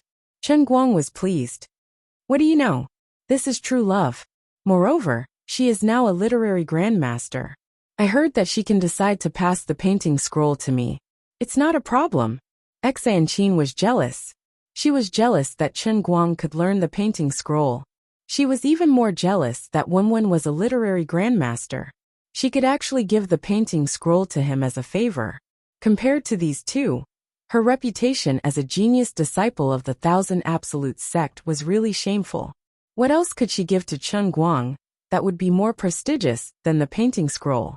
She could not give him the cultivation technique of the Thousand Absolutes sect. Apart from her stunning beauty and her peerless body, she probably could not compare to Wenwen in anything else, right? She thought. Then she picked up a ginseng. Her eyes narrowed. Something's not right. Your list says it's 100-year-old ginseng. But why do I feel that the one in my hand is a small radish? What? Radish? Are you King kidding me? Crunch. Xianqin took a bite and stuffed it in front of Chen Guang's mouth. Why don't you try it? It's a real radish. It's the kind that can replenish all kinds of vitamins. It's natural and organic. Chen Guang could not care less about his indirect kiss with Xianqin. He took a bite and threw the radish on the ground. I'm a thunder thrower. 100-year-old ginseng turned into a radish. This Dragon Gate Express is going against the heavens. Clearly, Wenwen could not have sent it to the wrong person. Other than the fact that this daring Dragon Gate Express employee had switched the ginseng, he could not think of anything else. However, Chen Guang couldn't be bothered to figure out where his employees got their guts from to even dare to switch their spokesperson's goods. He held onto the box with one hand and returned to the door, banging on the door. Come out! Come out! Chapter 587. How could Chen Guang tolerate such a scam? He slammed the alloy security door so hard that it made banging sounds. He was barely able to control himself. Otherwise, the security door would probably be deformed if he used all his strength. After slamming for almost 2 minutes, the person inside finally could not take it anymore. It was still the young man in a suit. He opened the door and glared at Chen Guang. What are you doing? Are you looking for trouble? When this person spoke, his nostrils were practically pointed at the sky. He was arrogant, despotic, and condescending. Chen Guang waved the other white radish he took out from the box, and waved it in front of this bastard's eyes. Looking for trouble? I think you're the one looking for trouble. Open your dog eyes and take a good look at what this is. I exchanged my 100-year-old ginseng for a white radish. You guys sure have guts. How dare you eat my stuff? The young man in a suit was not nervous in the face of Chen Guang's questioning. He was still as arrogant as ever. Don't slander us. Our company's business is over after we handed the stuff over to you. Now that you've opened the box yourself, you're telling me that you exchanged your stupid ginseng for a white radish? Who knew if the box was originally filled with white radishes? Otherwise, you must have replaced the radishes yourself. How dare you try to blackmail us, Dragon Gate Express? Chen Guang was furious. This bastard was the perfect example of a delivery company's bad habit. After receiving the goods, he did not acknowledge it, and did not even allow him to open it on the spot. Yet, Chen Guang was making a false accusation. Would Wenwen send a white radish over? Don't King mess with me, okay? Get lost. Don't interfere with our work. Otherwise, you'll be in trouble. The young man in a suit waved his hand impatiently. He wanted to chase Chen Guang away, as if he was chasing a fly away. Chen Guang flew into a rage and was about to attack, but Qin, who was beside him, couldn't hold back anymore. Sure enough, he was still a young man with a bad temper. He attacked without saying a word, and didn't want to talk nonsense with him. A white shadow flashed, and the petite Qin brushed past Chen Guang. She placed her hand on Chen Guang's shoulder and flew up like a butterfly. The tip of her foot lightly stepped on the forehead of the young man in the suit. It seemed to be a light touch, but the young man was sent flying, as if he had been hit by a heavy hammer. With a rumble, he crashed into the wooden handrail a few meters behind him and fell to the ground. The other employees of Dragon Gate Delivery, who were sitting on the first floor of the villa, slapped the table and stood up. They surrounded him, and all of them were very excited. Qin stood there with a cold face. She pulled off the mask on her face. How dare a group of weaklings be so arrogant? Even if I let you use only one hand, you still wouldn't be my opponent. Qin of the Thousand Despair sect was here. Who dares to attack me? Chen Guang stood behind Qin. He wanted to see what would happen if he hit this person's stomach with his Qilin arm. But he did not have the chance to do so. He felt regretful. But since Qin took the initiative to jump out and become his fighter, he was happy that he could save himself some effort. The young man in the suit was clearly the person in charge of this branch company. Even though he was suddenly hit, Qin had shown mercy and did not kill him. He rubbed the blood from his mouth and stood up slowly. He glared at Qin with a fierce gaze. Don't talk nonsense. Ms. Qin is in Beijing, and it's impossible for her to come here. You're an imposter. Oh my, I'm a little hot-tempered. Qin rolled up her sleeves and walked forward. She really wanted to cut this person into pieces. Chen Guang reacted quickly. He quickly extended his arms from behind her and hugged her. Wait a minute. Let me get my things back first. Let me tell you, next time you take advantage of me like this, can you at least tell me beforehand? There are so many people watching. No, it's an accident.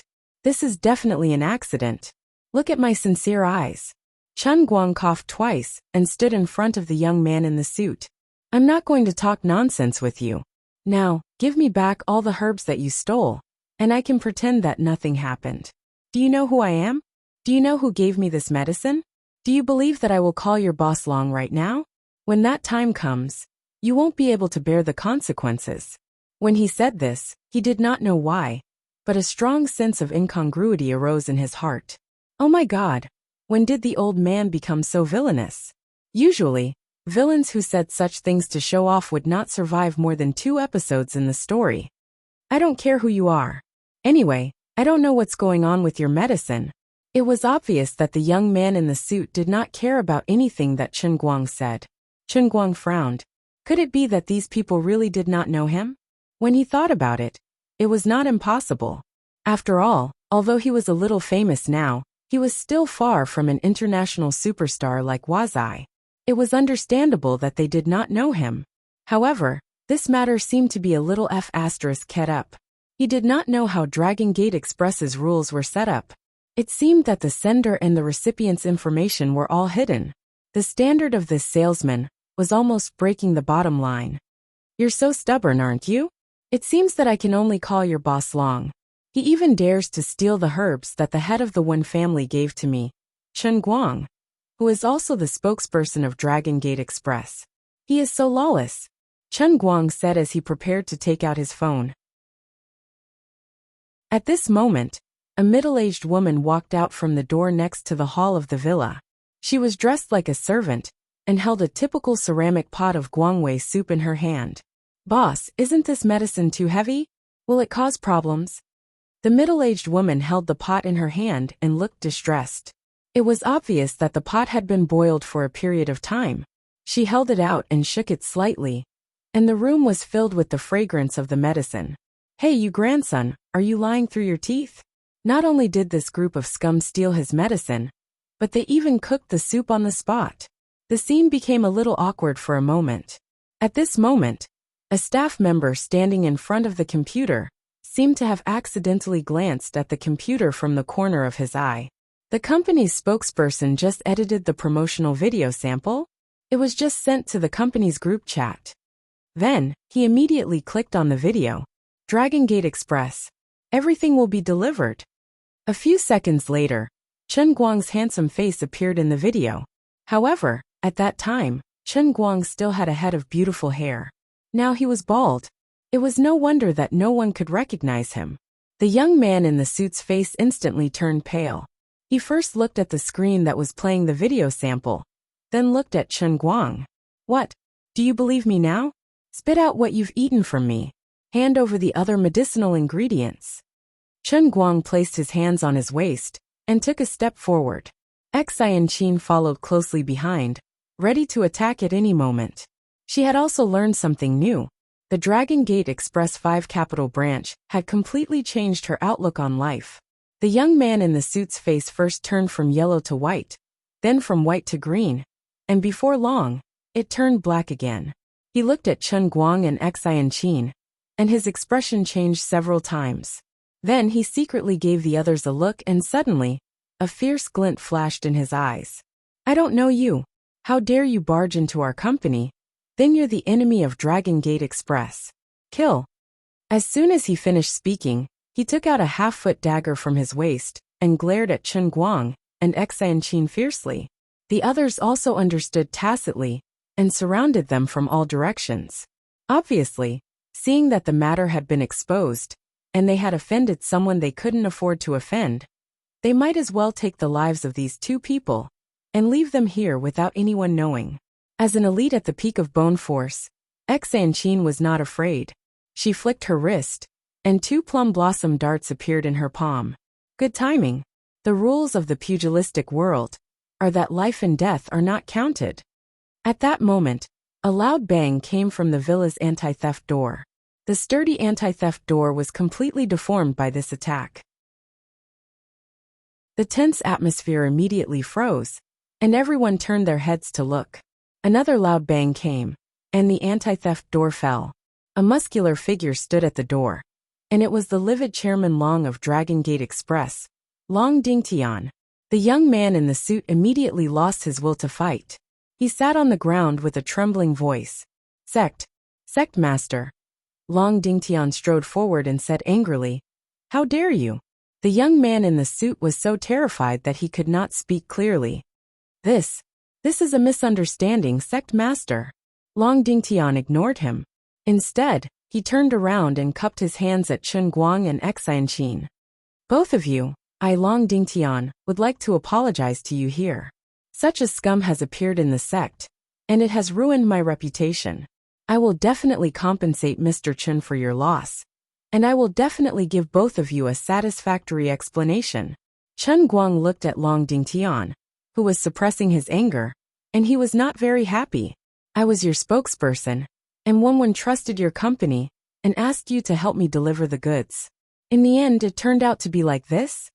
Chairman Long, your company's business standards really need to be improved. If I didn't come with Xianqin today, I'm afraid your incredible employees would have killed me. Chen Guang here. Chen Guang's words were filled with dissatisfaction. Xianqin was also very unhappy. Chairman Long, since you've chosen to do business, you should follow the rules of a businessman. If you don't give me a satisfactory answer, I'm afraid I'll go back and report this to my master.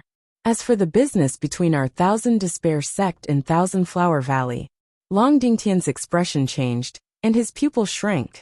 He seemed to have made a decision, and cupped his hands again.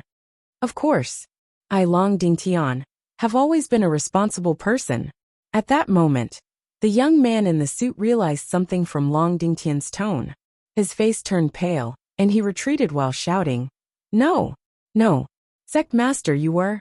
As soon as the young man in the suit finished his sentence, Long Dingtian turned around at lightning speed and slapped the young man's head. His inner force burst forth, and a dull sound was heard. The eyes of the young man in the suit instantly became slack. His mouth was wide open, and his face was filled with panic. His eyes were filled with confusion and unwillingness, but he was still dead in the end. He fell limply to the ground, and there was no longer any sign of life. The main culprit has been executed. All of you break one of your arms. Long Dingtian said coldly as he pointed at the other 10 staff members of the 5 Capital Branch Company, who were also his sect's disciples. I'll count to 3. Those who break their arms will die. Long Dingtian began to count. 3. As soon as he finished counting to 3, he heard a series of groans in the room. These people were fighting to be the first to break their arms, and the scene looked exceptionally cruel. Long Dingtian's decisiveness in killing was beyond Chen Guang's expectations, but Xianqin didn't seem to be surprised. Mr. Chen, is this considered an explanation? Long Dingtian turned around again, and smiled apologetically at Chen Guang and Xianqin. Yes. Chen Guang suppressed the discomfort in his heart and snorted. In the past, he had only seen these inner force martial artists disregard human lives in the intelligence reports, or after the incident. Today, he had experienced it himself, and he was the cause of the incident.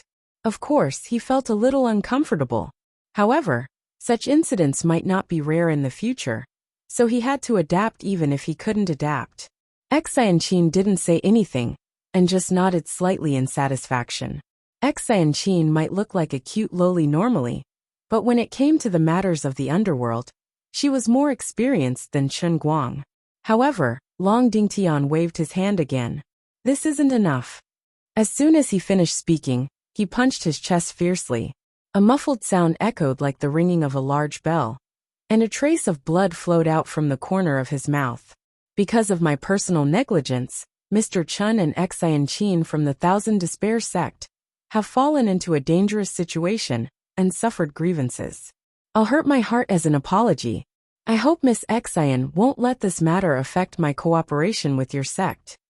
Alright, I promise you. Xianqin finally relented. From the moment Long Dingtian entered the door until now, he had been interrogated, killed, broken arms, and mutilated himself. This series of events took a long time to describe, but it happened so quickly that it caught people off guard. At the dining table in Beijing, he was the smiling and amiable Chief Long. However, when he arrived at the 5 Capital Branch Company, he became a pure underworld person when dealing with the traders. When he made a move, he killed without blinking. Long Dingtian wiped off the blood from the corner of his mouth again. He didn't take the injuries on his body seriously and cupped his fists at Chen Guang. Mr. Chen, please take a seat. I'll get someone to send over the medicinal ingredients that they dared to steal. I'll definitely compensate you twice as much as you lack. Chen Guang didn't reply and merely nodded. His peripheral vision would occasionally glance at the corpse of the young man in a suit that was lying on the ground. This small action completely exposed his state of mind as an ordinary person. Long Dingtian rolled his eyes and asked the few servants who broke their arms to retrieve the stolen goods. He then said rather casually, Mr. Chen, don't be surprised. When these servants entered our sect, they had to sign a life and death agreement. His behavior in our Dragon Gate escort agency is equivalent to deceiving his master and ancestors. According to the past rules, he should be punished with the death penalty. However, as the main culprit, he can't escape the death penalty.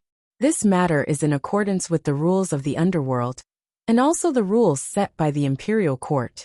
There will be someone to handle it. After saying that, Long Dingtian pointed to the sky with a meaningful look. Chen Guang understood. Of course, there will be someone to handle it for you. Isn't it the Special Affairs Bureau?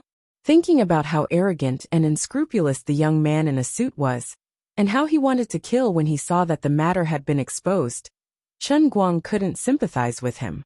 However, there was a faint sense of discomfort and incongruity in his heart. He couldn't tell where it came from, but he could just treat it as a man's intuition. The two of them waited for about 5 to 6 minutes. The young man in a suit's corpse had already been dragged somewhere. The box of medicinal ingredients that Wenwen had sent over was then exchanged from the raccoon to the crown prince. After a quick count, they realized that there were still 3 ginseng and other precious medicinal ingredients missing. Clearly, they had been added to the pot of Cantonese-style soup. Long Dingtian immediately decided to double the amount of medicinal ingredients as soon as possible. Chapter 588. Before Chen Guang and Xi and Qinlin were about to leave, Long Dingtian asked about Chen Guang's UBS account. He said that he felt guilty about what happened today, and that he would definitely repay him generously as compensation for his mental distress. After placing the big box in the trunk, Chen Guang got into the car and turned to ask Xi and Qin. Chief Long is one of us, right? Xi and Qin was puzzled as she tucked her hair behind her ear. Brother Chen Guang, are you frightened by how he killed his subordinate? It didn't matter. His servant's actions today were a huge taboo for an escort agency that was built on its reputation. My Thousand Despair sect and the Dragon Gate Escort Agency have been working together for many years. Previously, when you obtained the strength elixir, most of the delivery work was handed over to the Dragon Gate Escort Agency. We are old acquaintances and can be trusted. Is that so? Forget it then. Chen Guang smiled as the doubts in his heart gradually disappeared. Just as he was about to start the car, a deafening explosion came from behind. When the two of them turned around, they could only see the dazzling fire. It was obviously daytime, but it was so bright that they were almost blinded. The detached villa behind the two of them had actually exploded in front of their eyes. Broken walls and debris were flying everywhere, and a huge piece of broken cement was heading straight for the phaeton. Chen Guang was quick to react. He still maintained his posture of looking back, but his right hand had already switched to the gear with lightning speed. He stepped on the accelerator, and the phaeton's engine roared crazily as it sped forward.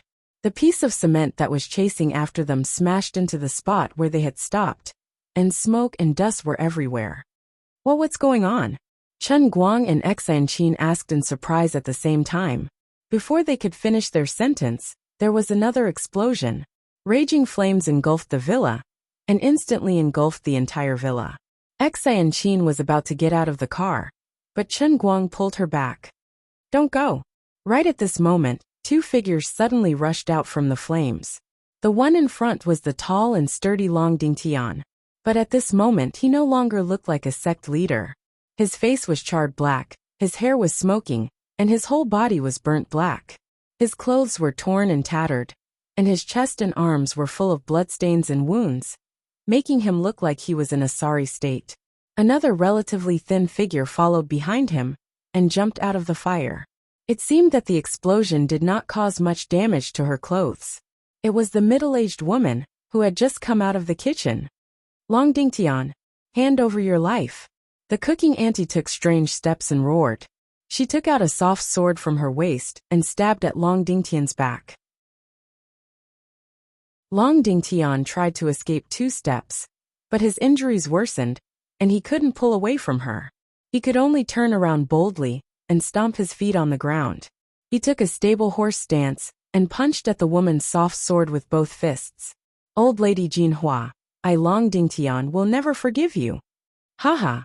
I didn't intend to fight at first, but since you hurt yourself today, don't blame me, Grandma Jinhua, for taking this opportunity to send you to hell.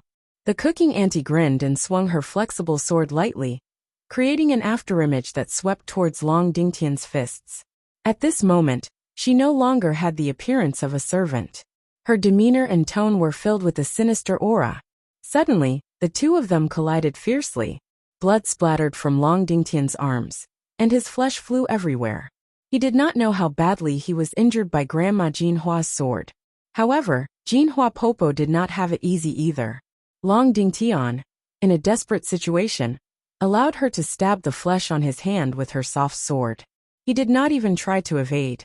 Instead, he punched forward with both fists, hitting her in the chest and sending her flying back into the sea of fire. However, Long Dingtian didn't dare to follow up with another attack. Instead, he dragged his injured arms and ran out. Chen Guang, who was reversing the car to support him, felt his teeth ache when he saw Long Dingtian's arms.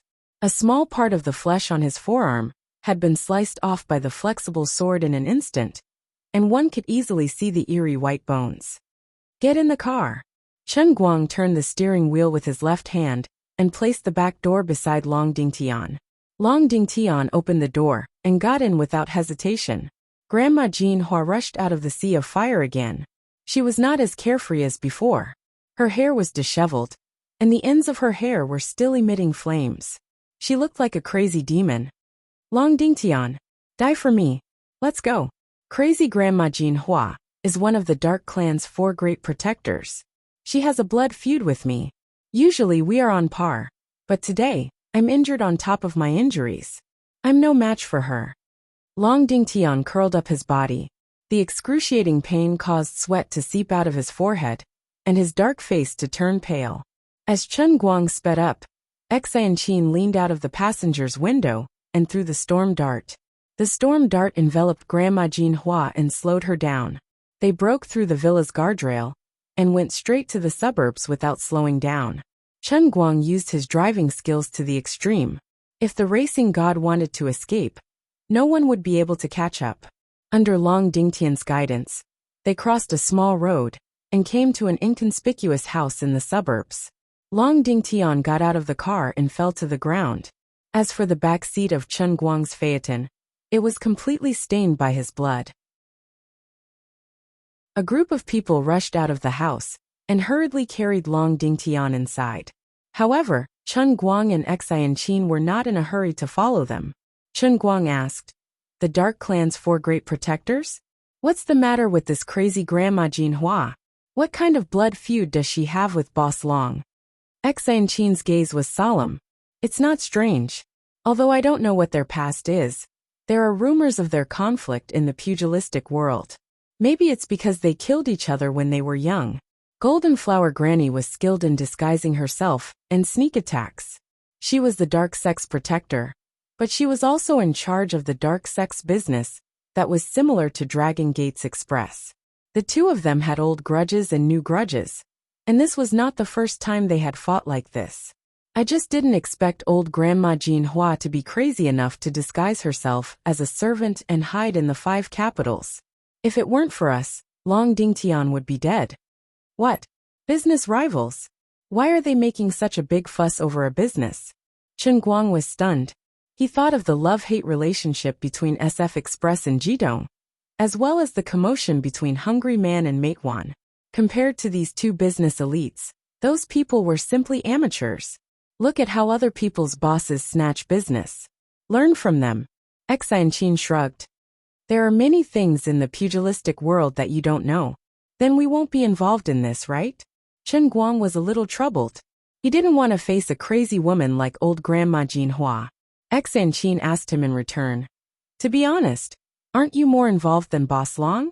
Right now, your Wenwen is going around saying that she wants to uproot both the Poison Clan and the Dark Clan." That makes sense. Forget it. There's no need to worry about too many debts. Chen Guang also felt that his worries were meaningless. Thinking about it carefully, he was the one who was implicated. The 2 of them stood at the door for a while, but Long Dingtian had already woken up. He was barely bandaged and was wrapped up like a mummy. He forced someone to help him out of the room. "Thank you for saving my life." He wanted to cup his fists again, but before he could raise his hands, he was in so much pain that he had to grit his teeth. Chen Guang waved his hand. "You're welcome. Anyway, we're not the same family as the Dark Clan. It's just that your injuries." Long Dingtian was rather heroic. "It's fine. This is nothing. I had a fight with old Grandma Jinhua in the past, and she almost dug my heart out. This is just a small injury, and I'll recover after some rest. It's just that this time, the 2 of you were involved in my fight with old Grandma Jinhua. I'm really ashamed." Chen Guang didn't mind. "Don't stand on ceremony. It's fate that we got to know each other. If there's nothing else, we'll take our leave first." Looking at how Long Dingtian was still trying his best to hold on despite his injuries, even he felt the pain for him. Chen Guang was starting to get anxious. Xianqin was at the peak of bone tendons, while Long Dingtian and old Grandma Jinhua were experts in skin force. In the past, Wenwen was also an expert in skin force. However, Chen Guang had never seen Wenwen using her real skills. Previously, in the mountains of Feng Town in Beijing, when he rushed over, he was basically just cleaning up the aftermath. Today, after witnessing it with his own eyes, Chen Guang realized that this skin force martial artist was much stronger than he had imagined. To forge iron, one had to be strong. Compared to these people, his Qilin arms and dart skills were nothing. He was panicking and wanted to rush back to soak in medicine and cultivate. His own strength was the most important. Long Dingtian was seriously injured and wasn't in a good state of mind. He didn't keep Chen Guang and Xanqin any longer. He only said that he would repay Chen Guang for saving his life today, and didn't know what else to give. He only asked Chen Guang to pay attention to the money in his bank account.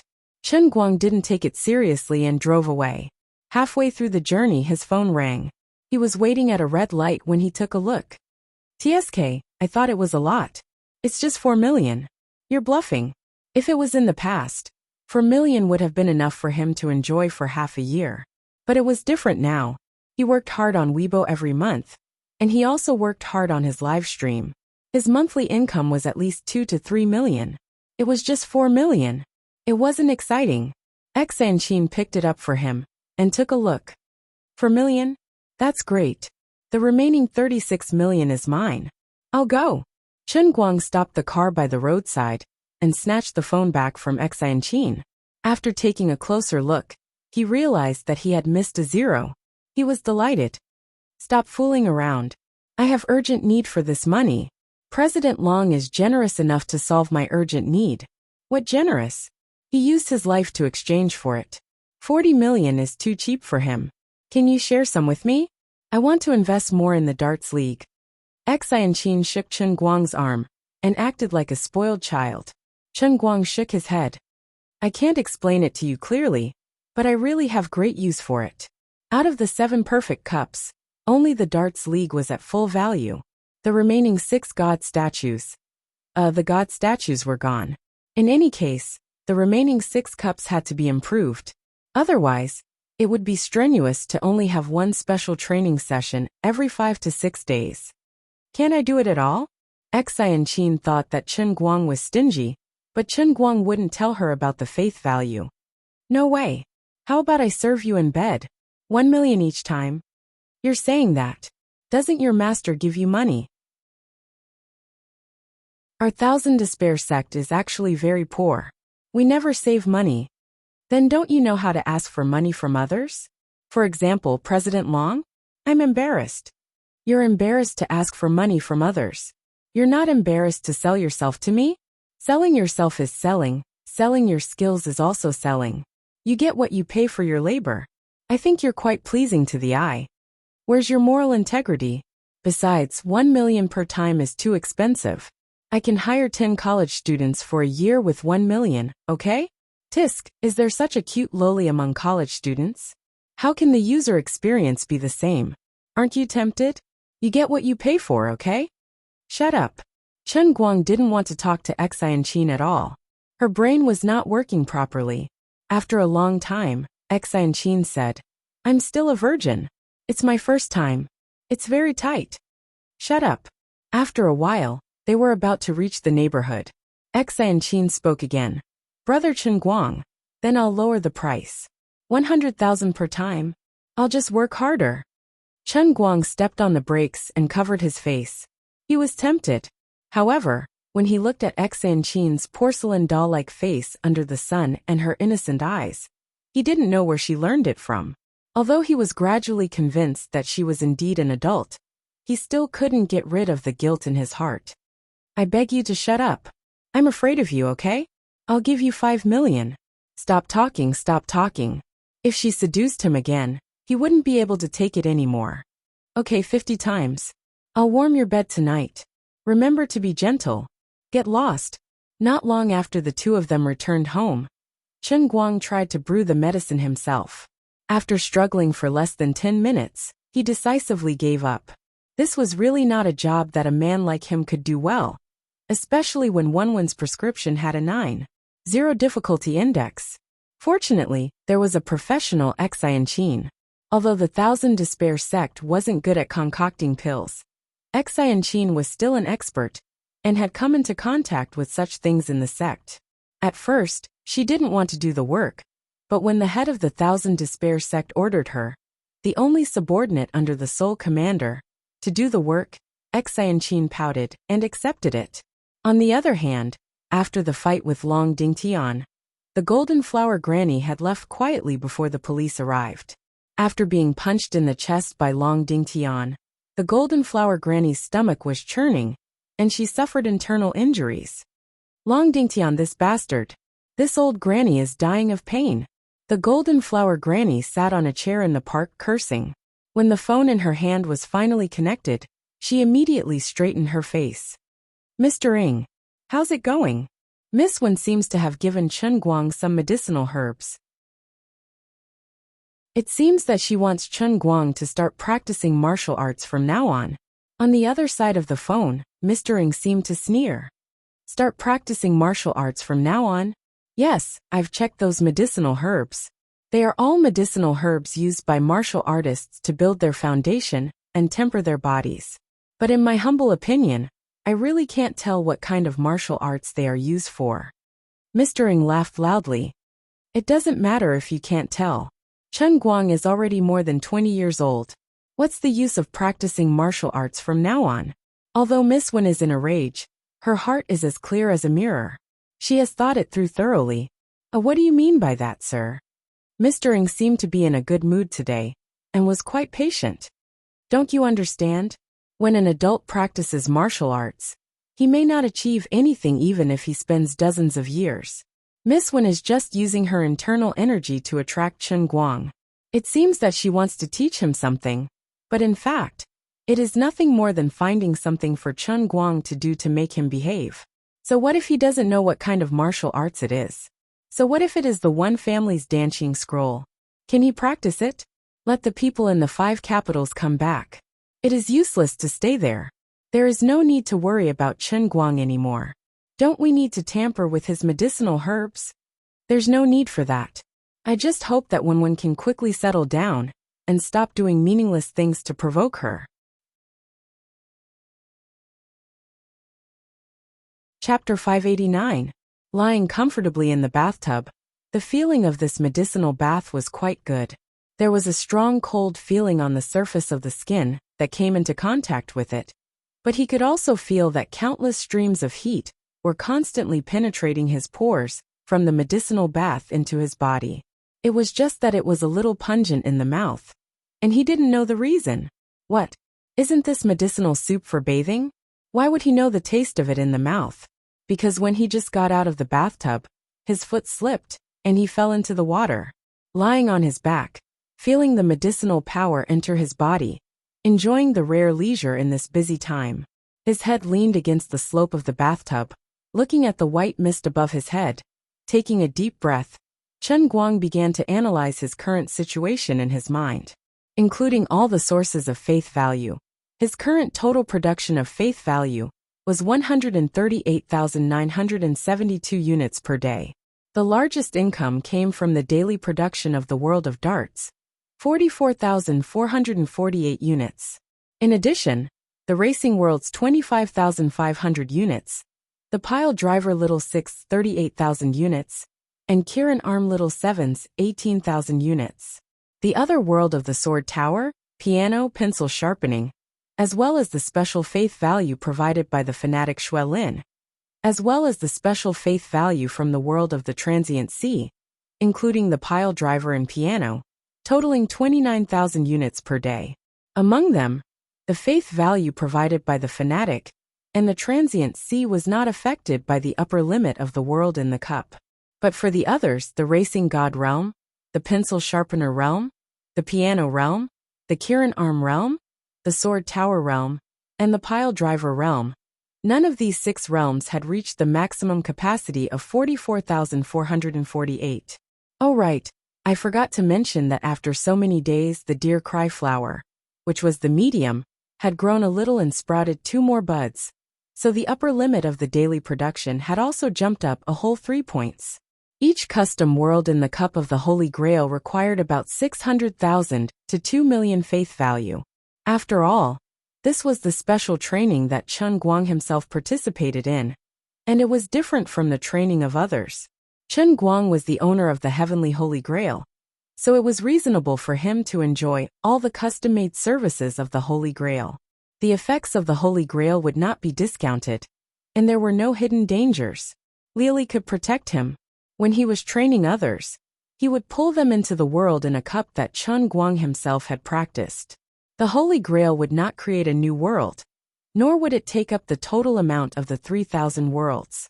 However, when he was training Chen Guang, it was equivalent to him paying faith points to purchase a full experience of the Heavenly Spirit Cup's middle world. The Heavenly Grail had to create a new world for him, which was almost identical to an ordinary middle world. The only difference was that as long as he had faith points, he could have as many as he wanted until the total amount of the Heavenly Spirit Cup's middle world was depleted. Of course, this was not all good. Because he needed to create a new world, the amount of faith required was not fixed. It would fluctuate according to the size of the world in the cup that Chen Guang wanted. For example, in the world in the cup that he had experienced before, the most miserable was the alto in the world of the car god. That narrow space made him want to cry, but no tears came out. However, whether it was the world in the piano, dart, or pile driver, the treatment was much better. When he played the piano, he could walk around freely on the Virginia, although the deck would become a mosaic, and even the sun would become a mosaic. Other worlds in the cup had a large pool with a radius of 100 meters, and it was not bad to take a swim when he had nothing to do. When he was training others, he needed a fixed amount of 600,000 faith points. If he wanted to see the Heavenly Spirit Cup's middle world, 600,000 was only the minimum requirement. If he wanted to experience the supreme service of the Virginia with realistic NPCs, he had to pay 2 million. Now his total inventory was about 980,000 faith points. He could choose to pay a little more to improve the user experience, or he could choose to pay only 600,000 to enjoy the beggar version of the world in the cup. The meticulous Chen Guang thought about it for a while, and finally decided that he had to control his costs. In order to complete the world in the cup 40 times as soon as possible, he would use the beggar version of the world in the cup. In addition to reducing costs, he also had to increase income. How to make the world in the cup, which was still in a hungry state, reach the maximum value as soon as possible was his top priority. He had to find a way to further expand his influence in the field he was good at. For example, in the Dota Cup, although no one could surpass his feat of reaching the top 4 times, as time passed and people saw more, they slowly became numb to it. With the passage of time, the countless battle recordings he had left behind were gradually forgotten by the people. Even if his name was still there, he was not a professional gamer.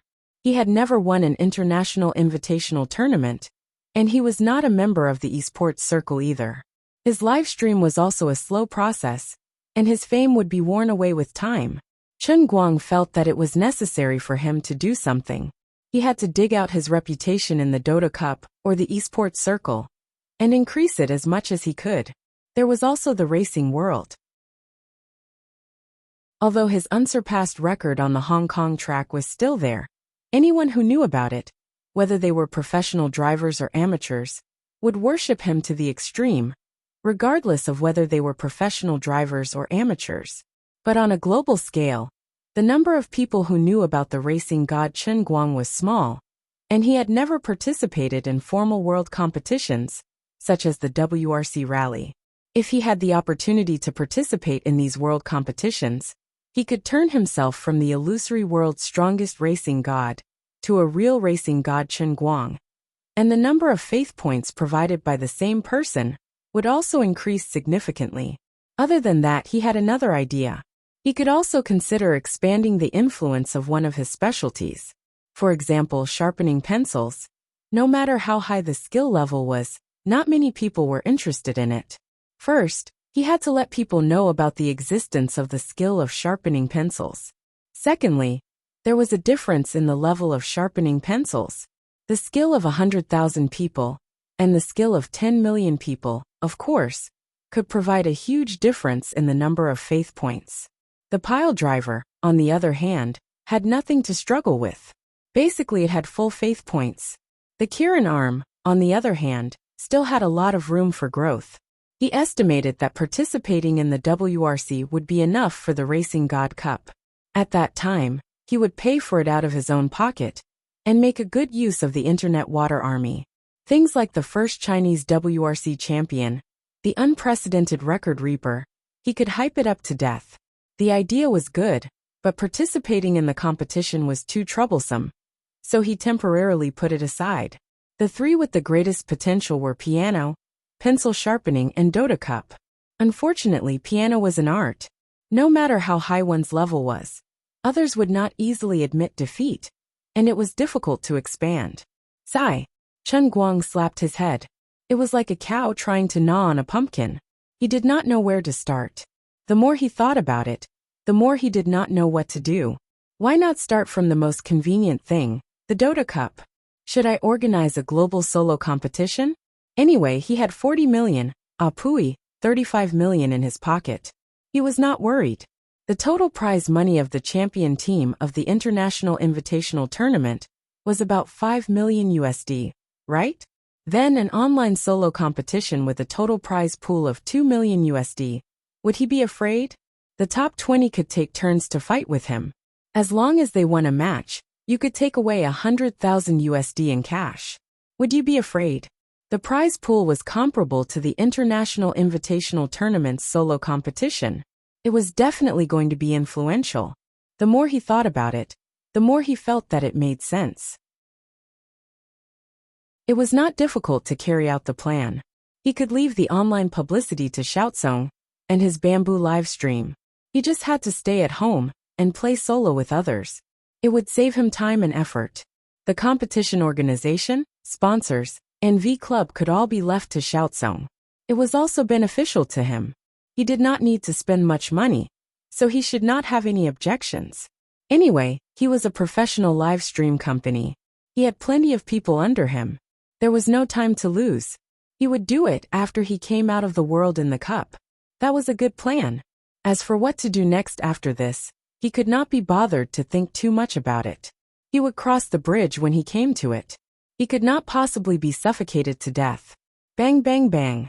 At this moment, there was a knock on the bathroom door. It was Xianqin. Director, do you need a back rub? Go ahead. Your deputy director is only wrapped in a towel. My back suddenly feels a little itchy. Your deputy director is offline. TSK, no sincerity. Actually, Xianqin wanted to come in. Although she knew that it was wrong of her to do so, she was really curious about how the painting scroll tempered the body. However, she really did not have the cheek to take the initiative to ask. She wanted to stay by Chen Guang's side in the name of scrubbing his back and secretly learn some techniques. However, she immediately regretted it after she said it. She wrapped herself in a towel and returned to her bedroom. Sitting on the bed, she sulked. She patted her head and put her palms together in repentance. Master, your disciple has done something stupid again. No matter which family it is a secret. How can I covet other people's techniques, especially the one family's painting scroll? She shook her head violently and muttered to herself. No, no, no. This is a taboo. Fortunately, she did not go in. Otherwise, Chen Guang would have taken advantage of her. Moreover, Chen Guang had no intention of touching the painting scroll at all. He was just taking a normal bath. Chen Guang soaked in the bathtub for nearly 2 hours, which was the 2 hours written in Wenwen's secret manual. Then, he was too lazy to get up. He grabbed the heavenly holy grail beside him and drank a mouthful of tea in satisfaction. It was time to enter the world in the cup.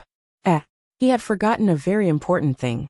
Lying in the bathtub, of course he was naked. Entering the world in the cup like this would obviously mean entering with his butt naked.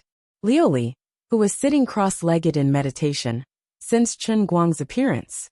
She slowly opened her eyes and saw his rather indecent appearance. She cried out in surprise. Are you trying to make this old lady's divine technique break my body? Chen Guang covered his legs with his hands, feeling extremely embarrassed. An accident, it was completely an accident. You did it on purpose. Quickly find a knife and chop that broken thing of yours. Don't dirty this emperor's eyes. Liuli was also a pot calling the kettle black. She was currently naked as well. She could only rely on the fact that she could use her divine power to condense a white mist to protect her body. Thus, she shamelessly boasted to the similarly naked Chen Guang. In the distance, Lu Minghua also cried out repeatedly, "Old pervert! Peeping flower!" Chen Guang was not to be outdone. Liuli raised her hand to cover her eyes. It was as though she did not want to take another look at him. All right. I will ask you one last time. Have you really thought it through? Only 600,000? You don't want to add more money?" She could not wait to send this streaking man away immediately. Chen Guang said indifferently, "Isn't it just training the soles of my feet? Beggar version it is then. Why add more money? Those who do not know would think that you are a kabaki. Put 3,000 into your card. Add the money to 98,000. Not adding, then not adding. All right. Don't regret it when the time comes. Don't blame this emperor for not reminding you." Chen Guang said resolutely, "I will definitely not regret it. Xiaomi and a rifle can only win a battle. Right now, it is still not the time for me to enjoy life. The user experience is fine. It will be fine as long as the effects are outstanding. All right, let's go." A few minutes later, Chen Guang finally knew the answer to the extreme beggar version of the Heavenly Spirit Cup. He recalled a certain unbearable night. He still remembered that day when he first peeped at Teacher Zhuo's void refresh. Before he had time to digest this unimaginably beautiful scenery, he was lying in the Buick MPV of Vice Principal Han of the Jianhuan Academy, pondering over several major philosophies of life. Who am I? Where did I come from? Why am I here? Where am I going? Damn it, it really is the armor-style cup world.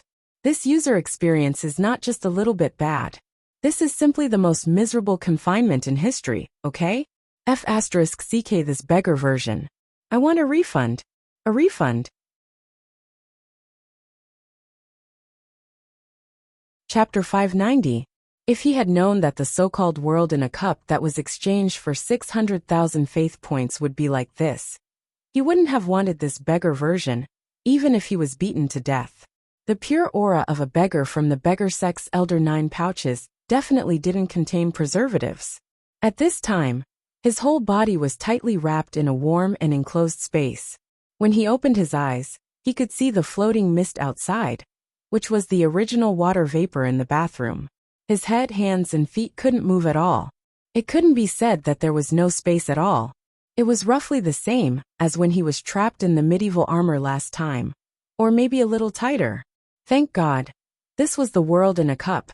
At least his breathing was smooth. At this time, his situation could be seen as being frozen. The most annoying thing was that although he was frozen, he was awake. The lower half of his body was soaked in warm water, and his nose could even smell the fragrance of tea. If he remembered correctly, there was indeed half a cup of tea left before he came in. So now it was half a tea bath. Well, this was really super restoration high fidelity. Then the question is, how should I train the soles of my feet? This confused thought emerged in Chen Guang's mind. At this time, Liuli was also confused. Before the world in a cup was really brewed, she didn't know what she would become. Now that a wisp of her soul had merged with the heavenly Holy Grail, every time Chen Guang underwent the special training of the world in a cup, her own wisp of soul would also be brought into the world in a cup, becoming something related to the content of Chen Guang's special training, such as the mirror in the acting world last time. Then this time, when Chen Guang wanted to train the soles of his feet, what would she become? Liuli was not very willing to imagine. From her point of view, although she knew that this matter was very deceptive and very sour, she really couldn't bear to refuse Chen Guang's request for special training. Holding the idea that she would deal with whatever came her way, Liuli just let it be. Finally, when she really realized that she had become an electric foot tub, her whole mind was broken. That's right. Under the circumstances where Chen Guang was completely trapped in the armored cup world, it just so happened that he wanted to train the soles of his feet today. The intelligent Holy Grail perfectly resolved the drawback of not being able to allow him to exercise vigorously, and provided him with what could be said to be the strongest, most powerful, most tyrannical, and most merciless footbath in history. Supreme horse slaughter chicken, let you ascend to the heavens, let you fly, let your feet touch steel walls. The great glazed footbath tub has inherited the glorious tradition of the heavenly Holy Grail.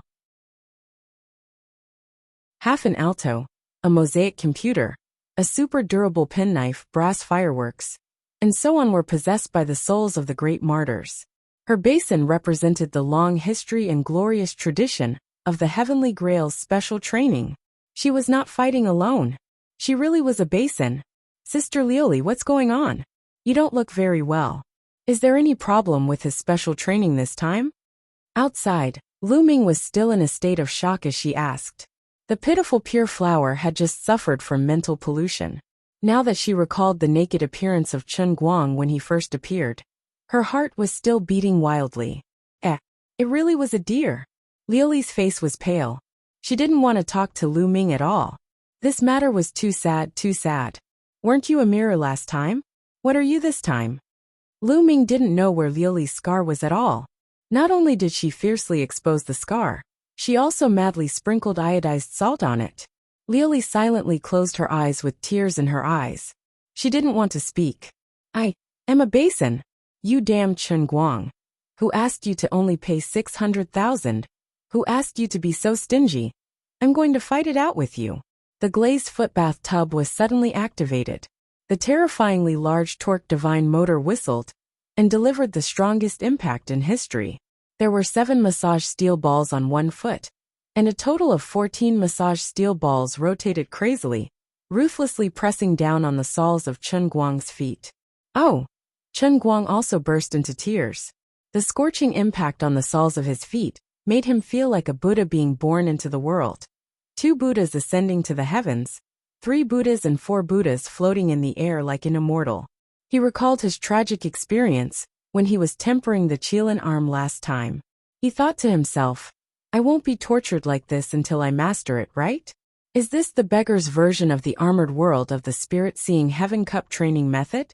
What a tailor-made one. What a simple beggar style. Money couldn't buy one. At this moment, Chen Guang was also regretting his past actions. He originally thought that half an alto was the lower limit of the cup. The armored world of the spirit-seeing heaven cup had only occasionally appeared in his imagination once, and he didn't really take it seriously. But when he really fell into a deep predicament, he realized that he had indeed underestimated the shamelessness of the heavenly Holy Grail. After breaking through the bottom line, he was instantly submerged in water, and he was at a loss of what to do. The violent impact that kept surging from the soles of his feet was like boiling magma diving down, rapidly engulfing his entire mind. The screams were no longer enough to release the excitement in his heart, and the hot tears in his eyes could not wash away the emotions in his heart. If I had a choice, I would also want to return you, this unlucky savior. Lioli raised his head and saw the soles of Chen Guang's feet in front of him. Then his face was getting closer and closer.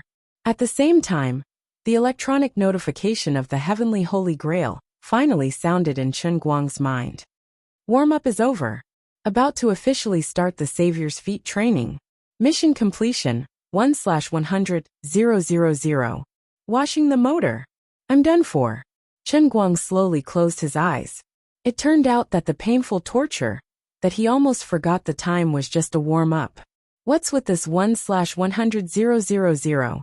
He remembered the more than 20 million brass fireworks that he had played when he was practicing the Qilin arm. When he was finally freed from the world of the cup, his eyes were lifeless, and he stood in Cloud City. Even though he knew that Lioli and Lu Minghua were here, he didn't think of covering up at all. It was too painful, too painful. He was trapped in the armor, unable to move, and tortured by the foot tub. It might have been 20 years, 30 years, or maybe even 100 years. He was completely dumbfounded. He didn't know how many times his poor feet had been broken. Other people's foot tubs were called massages.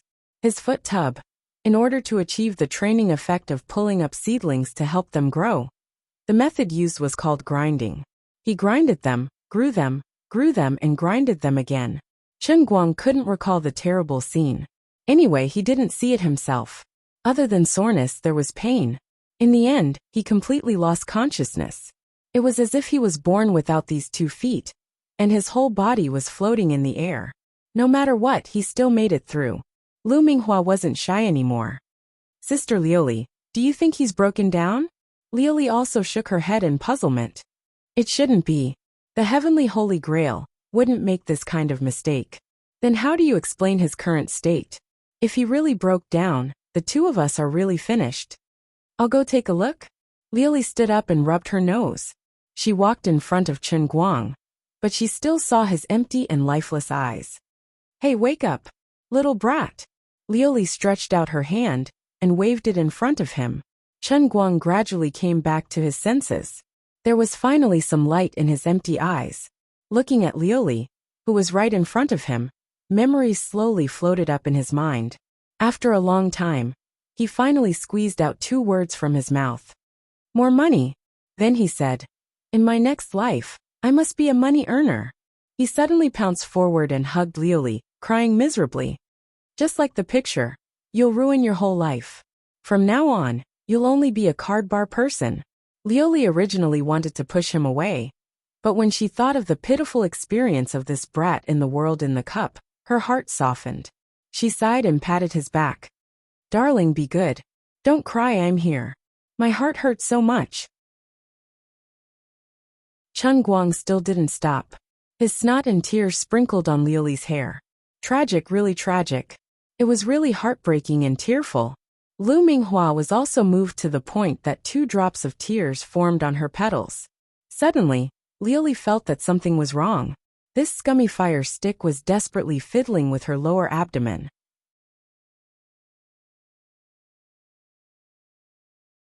Chapter 591. The two of them were now completely naked.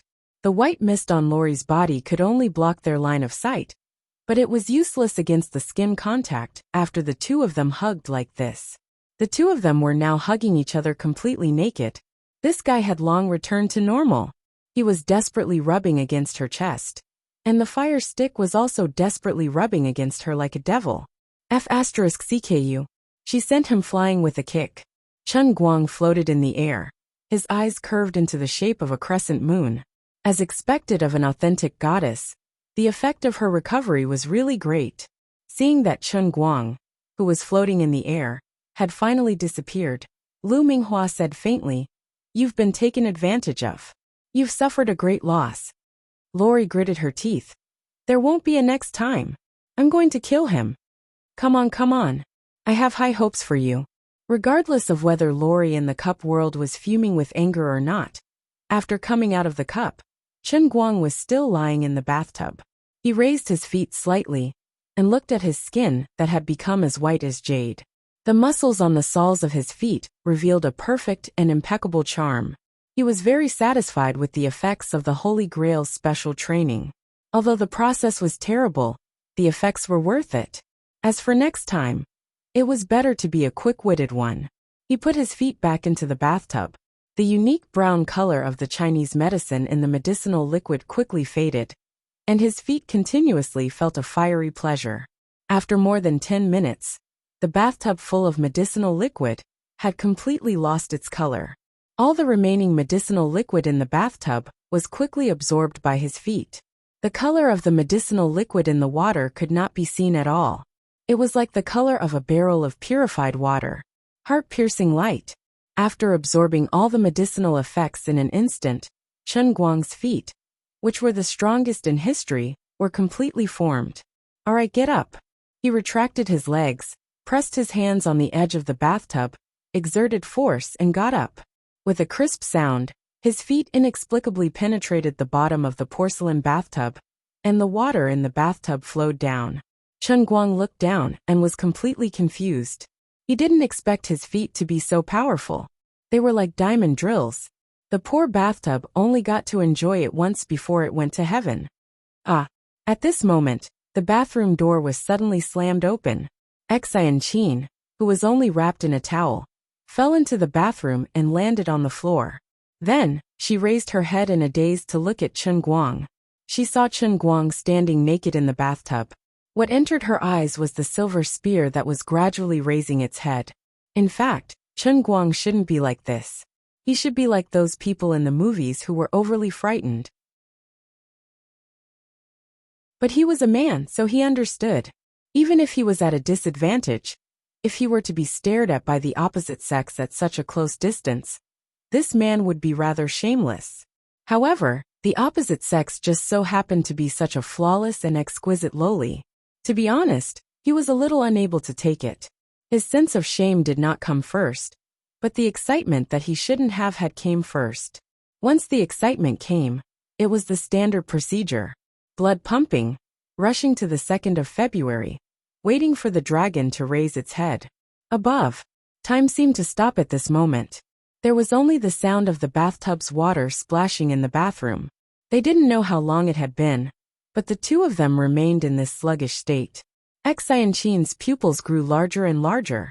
When the dragon completely raised its head and roared, her mouth finally formed an O shape. Ah! She screamed. Chen Guang's reaction was slightly slower than her. After all, he had just crawled out of the world in the cup after being tortured. After Xianchin's scream, he was stunned for a moment. Then he also screamed, clamped his legs, bent his waist, and quickly covered his body with his hands. He finally realized that he had been taken advantage of. But what about the inexplicable happiness? Xianchin's hands scratched the smooth bathtub floor aimlessly. Then she wanted to get up. Unexpectedly, she lifted her leg too quickly. When she got up, she stepped on her own towel. She got up, but the towel was still on the floor. Just like that, the two clean and smooth people crossed 1,000 years of waiting. In this small bathroom, they turned into two statues that looked at each other. They were completely stiff. So sometimes life's fate was so unpredictable. Although Chen Guang often couldn't help teasing Xianchin these 2 days, and Xianchin seemed to have awakened her nature, and couldn't help but joke with Chen Guang. But if she really wanted to do something with Chen Guang, she didn't have the determination and courage, let alone the impulse. Besides, her master wouldn't agree. Today, she came back because she couldn't resist the temptation of the painting scroll. She wanted to sneak a peek and be satisfied. But she didn't expect that she would fall head first into it. When she fell in, Chen Guang just got up, and when he wanted to run away, he just happened to step on her own towel. This was a blessing that could only be achieved through 18 lifetimes of bad luck, right? Chen Guang looked at Xianchin in front of him blankly. His eyes scanned her from top to bottom. Her body, like her face, was the most benevolent and generous creation of God, which could give a mortal such a perfect lowly body. As she said, she was indeed a small steamed bun. But it didn't matter at all, because it made her look cuter. For other people, chest size was justice, but for her, flat chest was her home. Chen Guang's eyes gradually moved down from her upper body. Oh, Mickey Mouse panties. Ah, why are you still wearing this stupid thing? Forget it, fortunately, you are still wearing it. His eyes moved up again. Hey, you silly cute girl, don't you know how to cover your shyness with your hands? Gradually, his eyes returned to Xianchin's face. Chen Guang found that something was wrong. Her face was a bit strange, as if she had been brushed with a layer of vermilion paint. Her breathing gradually quickened. Wait, why is there wind in this bathroom? It's strange.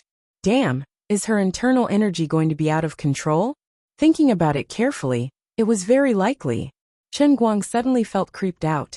Although she looked delicate, she was really at the peak of bone strength. If she completely lost control and slapped his face, how could he survive?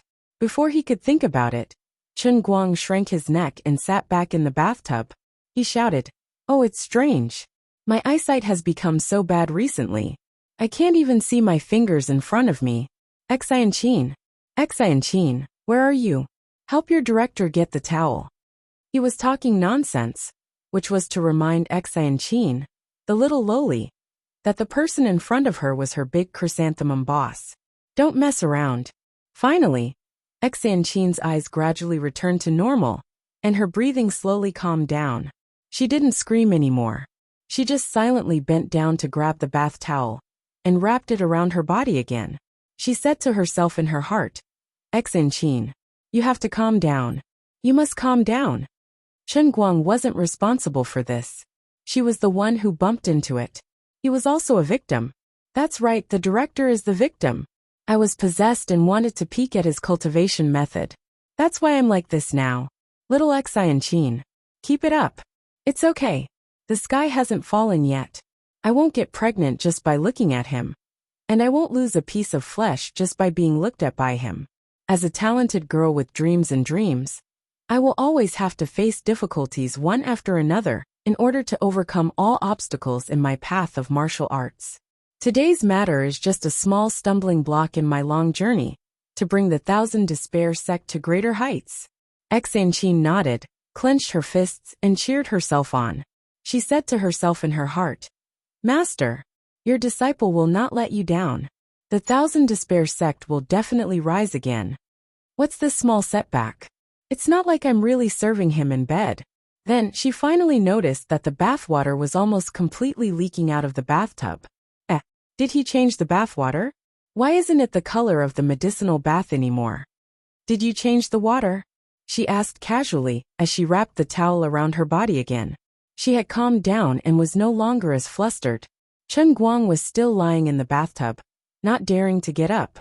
He said in a muffled voice, Not yet. Hurry up and get out. I have to get up. What? He didn't change the water. Impossible. Xianqin cried out in shock again. Chen Guang felt a headache coming on. All right. Hurry up and get out. How did you train just now? Even if it's the painting manual, it's impossible. Are you a sponge or something? This is medicine, not red ink. You're not activated charcoal. Xianqin could not help but be shocked. This was completely different from her impression of a martial arts practitioner, soaking in a medicinal bath. Left with no choice, Chen Guang stretched out one of his legs and slowly got up.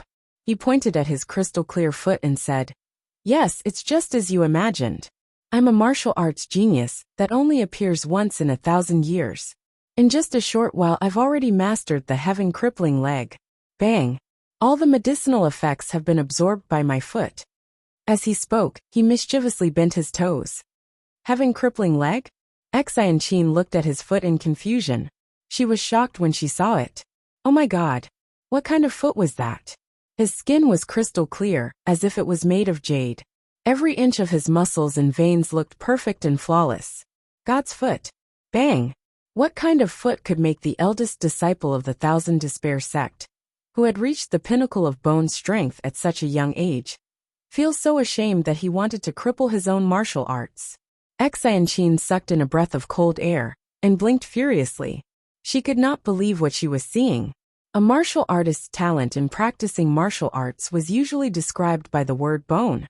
After all, even if two children practiced the same skill, some could activate their inner strength in half a year, while others could not achieve anything even after practicing for their entire lives. Of course, there was a difference in bone structure. If one's bone structure had to be given a mark, 100 marks would be the full mark. Xianqin was prepared to give herself 90 marks. She gave the genius of the one family 99 marks.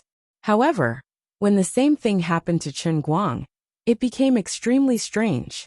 When they first met, Chen Guang had used his unique pair of Qilin arms to perform the invincible dart technique, which made Xianqin fall head over heels for him.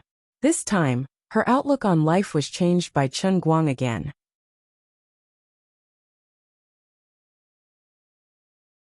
Chapter 592. Disregarding all the other parts of Chen Guang's body. If Xianqin were to evaluate Chen Guang's innate talent on his Qilin arms, she would give him 200 points. The extra 100 points would allow him to be proud as much as he wanted. After all, only the bone structure of his arms was amazing. He would be thankful if he could get 60 points for the other parts. Anyway, with his current age and the level of his completely uncoordinated bone structure, it was impossible for him to cultivate inner strength to a great extent. But now, Chen Guang's so-called heavenly cripple feet that had come out of the bathtub had completely overturned Xianqin's previous understanding. That's right. Although she didn't know how this guy cultivated the painting scroll, his bone structure of the heavenly cripple feet was off the charts. It would definitely surpass the full score and go straight to 200 points. Xianqin felt like she had seen a ghost. She had never seen anyone whose bone structure could change, even if it could really be trained. How could his body change in different parts and stages? What kind of demonic method was this? Did you think I didn't understand science? It wasn't that her eyes were unparalleled in the world. It was just that Chen Guang's heavenly cripple feet were too perfect and flawless. As long as it was a normal martial artist, they would be blinded by the brilliance that only belonged to geniuses. It was Chen Guang's fault for scaring people to this extent. He had just cultivated the strongest heavenly cripple feet in history, and was already showing off. Otherwise, when he had settled down a little and the skin on his feet had been slightly tanned, the changes in his bone structure wouldn't have been so glaring. How is it? Isn't it amazing? Chen Guang lay in the bathtub and shook his feet like he was showing off a treasure. He couldn't hide it from her anyway. Just as he was feeling pleased with himself, a pair of hands suddenly reached out from the bathtub and hugged onto his feet. What are you doing? Xianchin's face appeared again. She looked at Chen Guang's feet with an intoxicated expression. Perfect, too perfect. She actually moved her face closer to Chen Guang's feet. Get out! Get out of here! Old Master Guang was so frightened by her that he cried. She was such a good loli, but she had gone crazy just like that. After much effort, Chen Guang finally managed to put on his shorts. He walked out of the bathroom with his bare feet, feeling uneasy. He felt that Xianchin was sick, very sick. He had to take her to see a psychiatrist tomorrow. In fact, he had intended to wear slippers, but when he stepped down, he felt that his instep was a little itchy. He crossed his feet and wanted to rub them a little, but the slippers immediately broke into pieces. He had just mastered his ultimate skill and was not yet familiar with it. It was only natural for him to lose control a little. Ah! Brother Chen Guang, what are you doing? Chen Guang had just stood in the living room and was about to drink some water to calm himself down when he heard Xianchin scream behind him. Chen Guang turned around. This person was about to go crazy. Can't you just take a break? Can we not be so jumpy? Even if I don't have a heart attack, I'm scared to death by you. Impossible. Xianchin waved her hand fiercely and stood in front of Chen Guang angrily. Chen Guang shrank back. It seems that I have no choice but to use my ultimate skill now. You forced me to do this. He silently put on the headphones, which were super soundproof. That was how confident he was. However, Xianchin suddenly pushed him onto the sofa, making him sit down. Then, she rushed to the shoe rack and took out a pair of fur slippers for winter and forced them on Chen Guang. Don't take them off. If I find out that you hurt your feet like this again, I'll fight it out with you. Xianchin, who had already changed into her cute pajamas, said. She twisted her small waist and walked towards her room. Just as she was about to enter the door, she suddenly turned around fiercely and stared at Chen Guang's feet. There seemed to be some jealousy and pity in her eyes.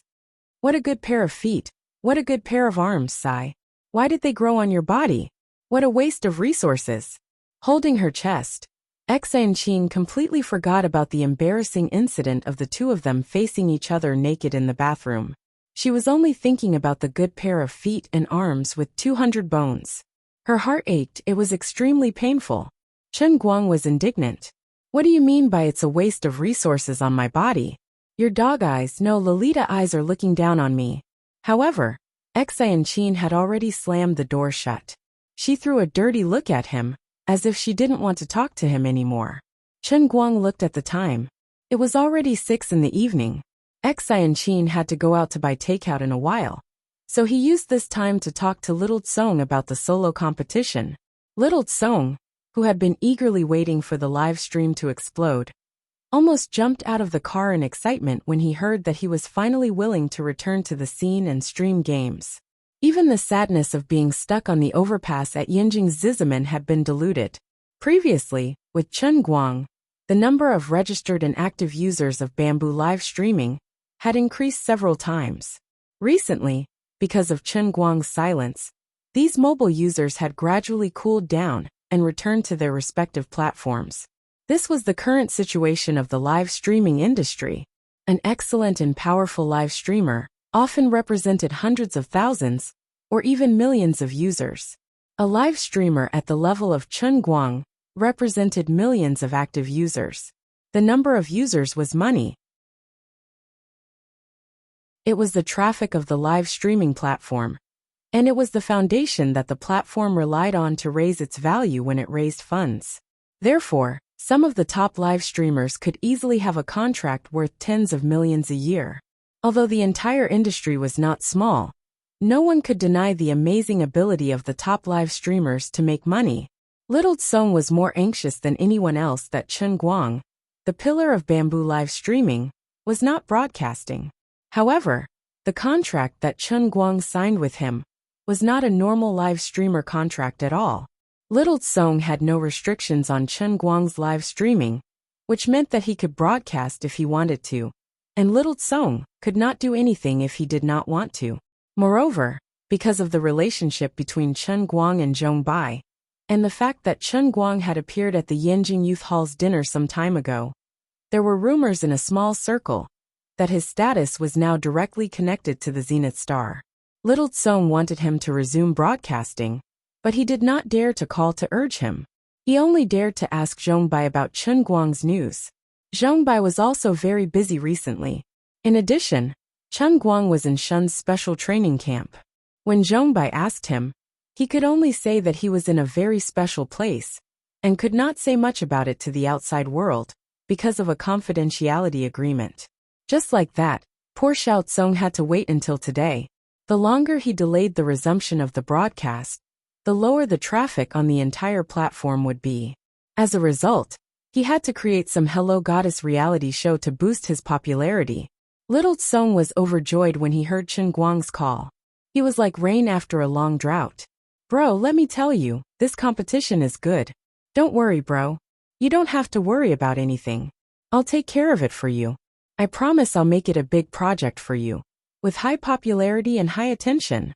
Little Tsong thumped his chest loudly. Chen Guang was also happy that this bro was so understanding. Bro Tsong, you're awesome. Little Tsong chuckled. Of course. Oh right. What kind of situation do you want this competition to be? Are you going to participate from the beginning to the end? Although I don't play Dota much, I heard that you're invincible. If you also participate from the beginning to the end, there doesn't seem to be any suspense in this competition. As expected of one of the leaders of the esports circle, Little Tsong knew his stuff. Invisible flattery was the most lethal. Master Guang was caught off guard and fell for it directly. That's right. That's the logic. So, let's do it this way. The two of them muttered for a long time, and quickly decided on the rules of the competition. Since it was a global competition, of course, they had to include the 4 regions of global Dota.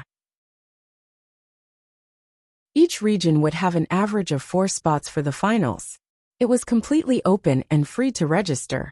Both professional and amateur players were allowed. Before the top 128 were decided, each region would implement a single elimination system. From the top 128 to the top 64, it would be a best-of-3 system. From the top 64 to the top 4, it would be a best-of-5 system. After the top 4 were decided, there was no need to continue competing to determine who was better. From all over the world, 16 top players who were selected would come to the 5 capitals together to participate in the final Throne Challenge. That's right, Throne. Naming was so domineering and unreasonable. This time, Chen Guang had learned his lesson. He didn't care about the consequences. He was going for the fame and shouting out his slogan. It didn't matter if they doubted him or flamed him on the internet. As long as he won in the end, it would be a well-deserved victory. All the doubts would naturally become firmer beliefs the moment the dust settled. It was better to be called arrogant and crazy. With controversy, there would be topics. With topics, there would be attention. With attention, there would be fame, and faith would follow. Other than these 16 selected players, there were also 4 spots for voting for the contestants. The global voting would allow many fans to vote for the professional players they wanted to participate in the competition. In the end, there were a total of 20 contestants for the Throne Challenge. The competition rules for the final stage were very simple and crude. It was the rules of the solo competition that Chen Guang had thought of previously. These 20 contestants would fight him one after another for a maximum of 3 days. Everyone would have 10 chances to challenge him. In these 10 solo matches, as long as any one of them won once, they would get 100,000 USD in cash. Of course, it didn't matter even if they lost all of them. As long as they could make it here and stand on the final stage, the 100,000 USD would be placed in front of them first. I'll give you the money. Take it well. Then in order to win more money, you can challenge the throne. The so-called throne was Chen Guang himself. He wanted to use dazzling cash to throw all those esports superstars or young geniuses in front of him. Then he would shamelessly step forward. The old man would stand on the throne. The old man would pay for you to challenge me. Initially, when Little Tsong heard Chen Guang's crazy and shameless rules of the solo competition, he and his companions were shocked. Isn't this a little too arrogant? Chen Guang said nonchalantly. What's there to be arrogant about? I'm the one paying for the prize money. Now that I'm the #1 in the Celestial Stairway server, I have to be the best in the world. If anyone isn't convinced, then come and challenge me. Competition doesn't depend on words. Whoever can defeat me will be the best.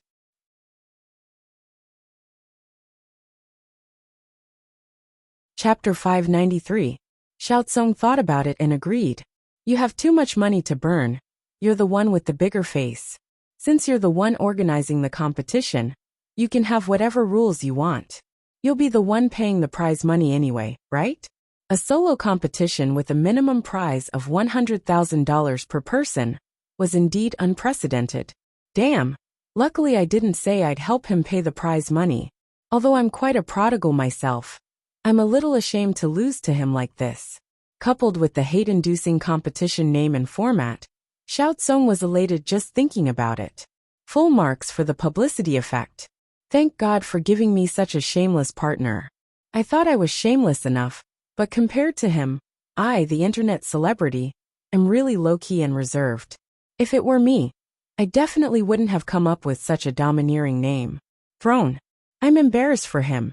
So, it's decided? Xiaozong finally asked. Chen Guang grunted heavily. It's decided. In a sense, Chen Guang was indeed very arrogant. He only prepared to take out $2 million as prize money. He didn't plan to lose a single match. For the faith, he was going all out. What are you doing? You're smiling so happily. What are you up to? Xian, who was about to leave after changing her clothes, looked up and saw Chen Guang's wretched smile. Chen Guang coughed. Nothing. Don't think too much. Xian nervously pinched her collar and walked to the door, sticking to the corner of the wall. Stop hiding. Xialong Bao appraisal complete. Xian blushed again, but she wasn't angry. She opened the door and ran away. That night, Chen Guang started to register a SMUF account and started to practice his mid-landing skills. Although he had already proven his strength, every version was a god. Since the last time, the Dota Tower had been updated 3 or 4 times. The V Club had raised the file in their hands and used the method of rolling dice to randomly pick someone. Even someone as strong as Chen Guang had to get used to it. He hadn't played games for a long time, so he immersed himself in it. He planned to lose and sleep. When he came back to his senses, it was already morning. It was already past 8 the next morning. An undefeated life was as lonely as snow. At this time, Chen Guang finally experienced the happiness of a university student's summer vacation. Eat, drink, play, sleep, and be carefree. After eating the breakfast that Xian brought back downstairs, he lay comfortably on the bed and went to sleep. Not long after he fell asleep, Xiaozong had already mobilized his team overnight and started a huge promotional campaign online. Not only did Chen Guang provide the prize money for the competition, but he also gave Bamboo Live exclusive rights to the entire world. If Little Tsong didn't provide sufficient publicity, he would be going against his conscience. The strongest player in history, the king of all servers, standing proudly at the peak, waiting for you to battle. The battle of the kings, 2 million USD, I'm waiting for you. The battle of the pinnacle, 2 million USD, is waiting for you. $100,000 for entering the finals, $100,000 for every win. If they entered the finals, they would receive $100,000. If they won a match, they would receive another 100,000 US dollars. A total prize pool of up to 22 million US dollars. Refreshing esports. Starting now. All-round Superman, the insolent declaration of a world-class internet celebrity. Who dares to fight me? Promotional posters with similar titles flew all over the place overnight. Be it domestic or international esports websites, they all fought to have this huge headline. In an instant, the news of the global Dota Solo Throne Challenge, sponsored by Chen Guang and organized by Bamboo Culture, sprouted in every corner of the esports circle. Not long after, the news of China's all-round Superman, Chen Guang, paying out of his own pocket to organize a solo challenge, appeared on the homepage of various major websites. It might not be the headline, but it was at least the first screen in red. Some information portals categorized it under the gaming category. Some placed it under a separate esports category, and some placed it under social information. The most outrageous one was that he actually placed it under legal news. No one knew what he was thinking. The spread of information was naturally spontaneous and contagious. Gradually, the major official information platforms could not resist the temptation of breaking news. They took it as an eye-catching report and put it on the table. Weibo, Tieba, and other forums were also gradually exploding. In the 7 to 8 hours that Chen Guang slept, not just the Dota circle, but the entire esports circle, and even the ordinary netizens were blinded by the shocking news that he had created. Not only were the ordinary players excited, but even the professional players were shocked. The prize money was small, but the face was big. Although your celestial stairway score is so high that it makes people's hair stand on end, we have to admit that you are indeed extraordinarily strong after seeing your actual record of rushing your score. We indeed have no way to counterattack you on the celestial stairway. But you can't just not give us any face, can you? Even if you're really strong, how can we professional players survive in this circle if you say it so shamelessly? Can you still raise your head and be a human? You're 2F** king arrogant. Esports players were young and frivolous. Usually they wouldn't give in to anyone. Not to mention Chen Guang's blatant act of slapping everyone's faces. Needless to say, the anger of the professional players and the young geniuses didn't need to be mentioned. To ordinary gamers, they were more concerned about the prize money that seemed to be at their fingertips. As long as they could make it to the finals, they would have 100,000 US dollars, which was equivalent to 600,000 renminbi. It was enough to buy a down payment for a house in a second-tier city, or a luxury car. It was obviously extremely difficult for an ordinary gamer to become a professional player. First, you had to have a team and a group of like-minded teammates. Only then would you be able to take the first step on the cruel path of esports. But even if you bravely tried, if you couldn't produce results and win the championship, you could only suffer for a few years under the disdain of your family and the lack of understanding from your friends and relatives. You wasted your youth for nothing. You could only remember the sadness you felt when you trained day and night, but no one knew how hard you worked. In the end, you would still be laughed at by others. Look, this is him. Addicted to games, idling around, not studying properly, not even working properly at his age. Now he's a useless person, isn't he? But Chen Guang's solo competition was different. It showed results quickly, he didn't need teammates, and the prize money was there. As long as you had the ability, as long as you had the dream, as long as you dared to try, as long as you could stand in the finals of his throne challenge, the 100,000 US dollars would be yours. This wasn't even the limit. What if I could really win 1 million US dollars? What if a genius like me was stronger than him? What if I could beat him to a pulp and win 10 rounds in a row? It was hard to say if I would walk on the path of esports. But who could resist the temptation of 1 million US dollars? That day at 2 p.m., the Throne Challenge preliminaries officially registered. There was no age limit, no identity limit, no region limit, no gender limit, no ladder limit. As long as you had a dream, as long as you had an account, you were waiting for the battle. An hour later, the number of people registering for the Chinese competition exceeded 100,000. The number of people registering for the American competition exceeded 50,000. The number of people registering for the European competition exceeded 100,000. The number of people registering for the Southeast Asian competition exceeded 20,000. The official server of the competition that Bamboo Culture had rushed out overnight crashed 3 times. But this was still not the end. It was just the beginning. Gradually, even some esports players from other games were passionately participating. They were busy registering their game accounts. They didn't care about anything else.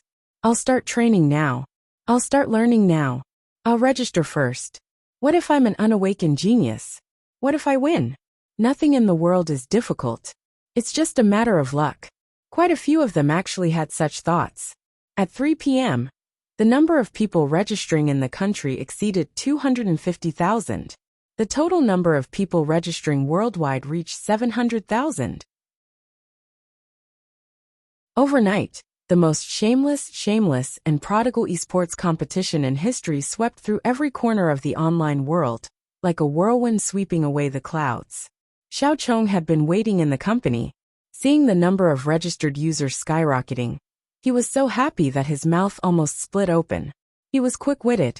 He tied the registration account of the competition's official website to the login account of Bamboo live streaming.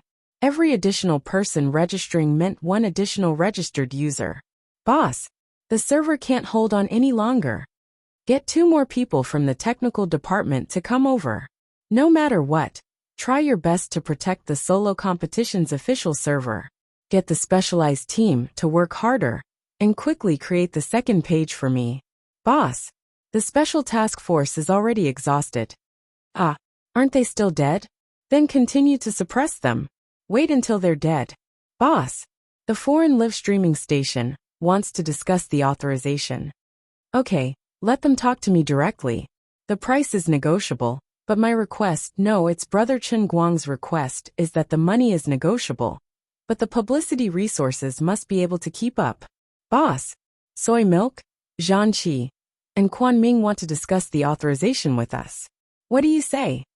Xiao Chong hesitated for a few seconds. Tell them to scram. Only Bamboo live streaming is allowed in the country. Oh right, someone from Central TV Department 5 came over just now. They said that if Chen Guang wins, they want to produce and broadcast a documentary. They want the authorization, and the rights to the documentary will belong to them. What? Little Tsong stood up from his chair. What's going on?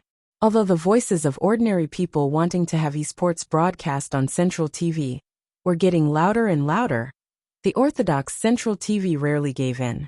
Today, they actually took the initiative to declare that they wanted to make a documentary. This was not something that could be achieved with money. It was like a pie falling from the sky. The heavens had opened their eyes. Boss, do we agree? Of course we agree. How can we reject? That's Central TV we're talking about. When he was done with all the work, little Tsong sat back in his chair, feeling a little uneasy. He thought to himself, Brother Chen Guang, you really have to win all the way this time. Whether or not I can get a free ride to Central TV will depend on this. He opened Weibo again and browsed Tieba. His eyebrows jumped. Io, the scolding is really bad. Usually, he only used Weibo and did not browse Tieba. He especially did not pay attention to Dota Bar. But this time, as the organizer of the competition, and it was related to whether Bamboo live streaming could rise, Xiao Chong paid more attention to public opinion than usual. Looking at the natural explosive rhythm of Weibo and Tieba forums, Xiao Chong had goosebumps. He wondered if the news that he had hired someone to write was too arrogant, and inadvertently helped Brother Guang attract a lot of hatred. The ones who reacted the most fiercely were some professional players. These people trained hard for more than 10 hours every day. They staggered on the road of esports with tears and sweat all the way. It was fine if they were suppressed by others in the ladder, but they also acknowledged the strength of an all-rounder. But this time, you're really too arrogant. There has never been a lack of geniuses in this world. Why do you think you're the best in the world? For example, the well-known veteran player Burning Bro publicly said on his Weibo, esports is not fought with words. For professional players, it's not impossible, but top players train at least 8 hours a day. How much time do they have left to play solo and rush up points? There's no harm in being low-key. Another well-known player's temper was even more explosive. I quite admired him at first, but isn't he too arrogant? Come to the base and try. Do you believe that the main players of the first team can just draw lots and line up to kill them? Do you believe that they can beat you until you're satisfied? Esports Poison Milk Little Car was also watching the fun. Netizens usually only see the glorious side of professional players. They always boast about being a passerby king. But how many passerby kings have really achieved results? Without professional training, relying on a bit of talent. What else do you have besides being rich and willful? I, Little Car, have never admired anyone but you. Young man, I have high hopes for you. Fighting the world alone, go. Poison Milk Huang Sudong. Poison Milk Color. I have high hopes for him. Go Brazil. Yesima. I like this player a lot. I want to be his teammate. Our mid is an idiot. There were countless similar heated discussions. In this scorching summer, when the International Invitational Tournament was in full swing, the most arrogant solo competition in history had ignited everyone's emotions. As public figures, even though the pro players and commentators weren't happy, they still held back their words. The netizens in Tieba, forums and live stream comments were the real deal. Retard farming points to climb the ladder, relying on actors the whole time. Is it that great to be rich? The strongest 3 ice in solo, no explanation needed. All-round superhuman eating sh*t. Babiev is the strongest. Puffed. Ti Force Tony is the strongest. The invincible Parker is the strongest. My miracle bro has something to say. Old driver Deng D is the strongest. The #1 butcher in history. The #1 beauty in esports C. Shanliang is not convinced. Invincible in TI2. The world runner-up, Inyang Luo, is not convinced. My hero Luo is the best. I Damon Pai, destroy 3 and fly with you. Shadow Demon's title, Ice Frog's recognition. All-round superhuman is nothing. IRTZ. Forget it, you guys have a good chat, I'll go first. Anyway, I've bragged too much about the all-round superhuman. I've already signed up for a solo ranking of 6,000. I can't get up 10,000, it's all my teammates' fault. Give me a normal teammate, and I'm already at 16,000. 16,000. F*CKU. We destroyed one of our own tanks. Sorry I went to the wrong place, I'm going back to Titan Bar. Wind card #1 in the world. The meat muffin is super delicious, whoever eats it will know. I welcome everyone to try the God of Creation brand beef cubes. Halal users should leave, I won't take the blame. All-round superhuman shameless, maintain the formation downstairs. The people above are all trash. It's also because my Demon King Feek doesn't play Dota. Otherwise it would be your business. All-round superhuman shameless, maintain the formation downstairs. Let the dog win. All-round superhuman shameless, maintain the formation downstairs. No matter what you think, I don't think he can win Wang Xiaoya. Although he's already a blue cat now. Leave. All-round superhuman shameless, maintain the formation downstairs. Of course, not all of them were scolding Chen Guang. After all, there were still some rational brainless fans, who felt that his actions were too cool. Who said that Chinese people had to be low-key and reserved. If he had the ability, he had to show it. Why low-key? In today's world where everyone liked to show off, wouldn't confident people be more handsome? Anyway, I'm Brother Allrounder's brainless fan. I don't give in to anyone but him. All-round husband F*CK Dali. It's not his fault that he's rich. He worked hard to earn it. And his all-round husband isn't a rich second generation. You guys hate the rich. When are you bringing me to eat spicy soup, hubby? According to reliable sources, Brother Allrounder's family owns a hot pot chain. And he's a shareholder of Haidaleo. No wonder Haidaleo's service is so good. I like Haidaleo. Xiao Tsong browsed Weibo forums and Tieba for an entire afternoon. He was also drunk. The husband image that he had painstakingly built up for so many years was completely destroyed by Chen Guang in just one day. Alright, in a sense he was more handsome than him. And his image was more positive. But it wasn't easy for me, Xiao Tsong, okay? At 5 in the afternoon, Chen Guang finally called Xiao Kong Chen Guang, who was still lying on the bed, asked in a daze. Brother Song, how's the situation now? How many people do you think will sign up for the competition the day after tomorrow? Xiao Song silently looked at the data sheet, almost speechless. Although the growth of the number of people was starting to decline, when the registration deadline at noon the day after tomorrow, the total number of people signing up would definitely exceed 1 million. It was almost catching up to the total number of people online in the global Dota. He didn't expect things to turn out this way. There might be many reasons why the number of people signing up was so explosive. Chen Guang himself was a rather famous internet celebrity, and the overly arrogant competition rules and high prize money brought a lot of attention to the competition. The registration method that didn't have any threshold made the registration become a carnival, a trendy trend. There were millions of online players in Dota, but the actual number of players was far more than that. Other than that, there were also many players from other games who downloaded the app and signed up.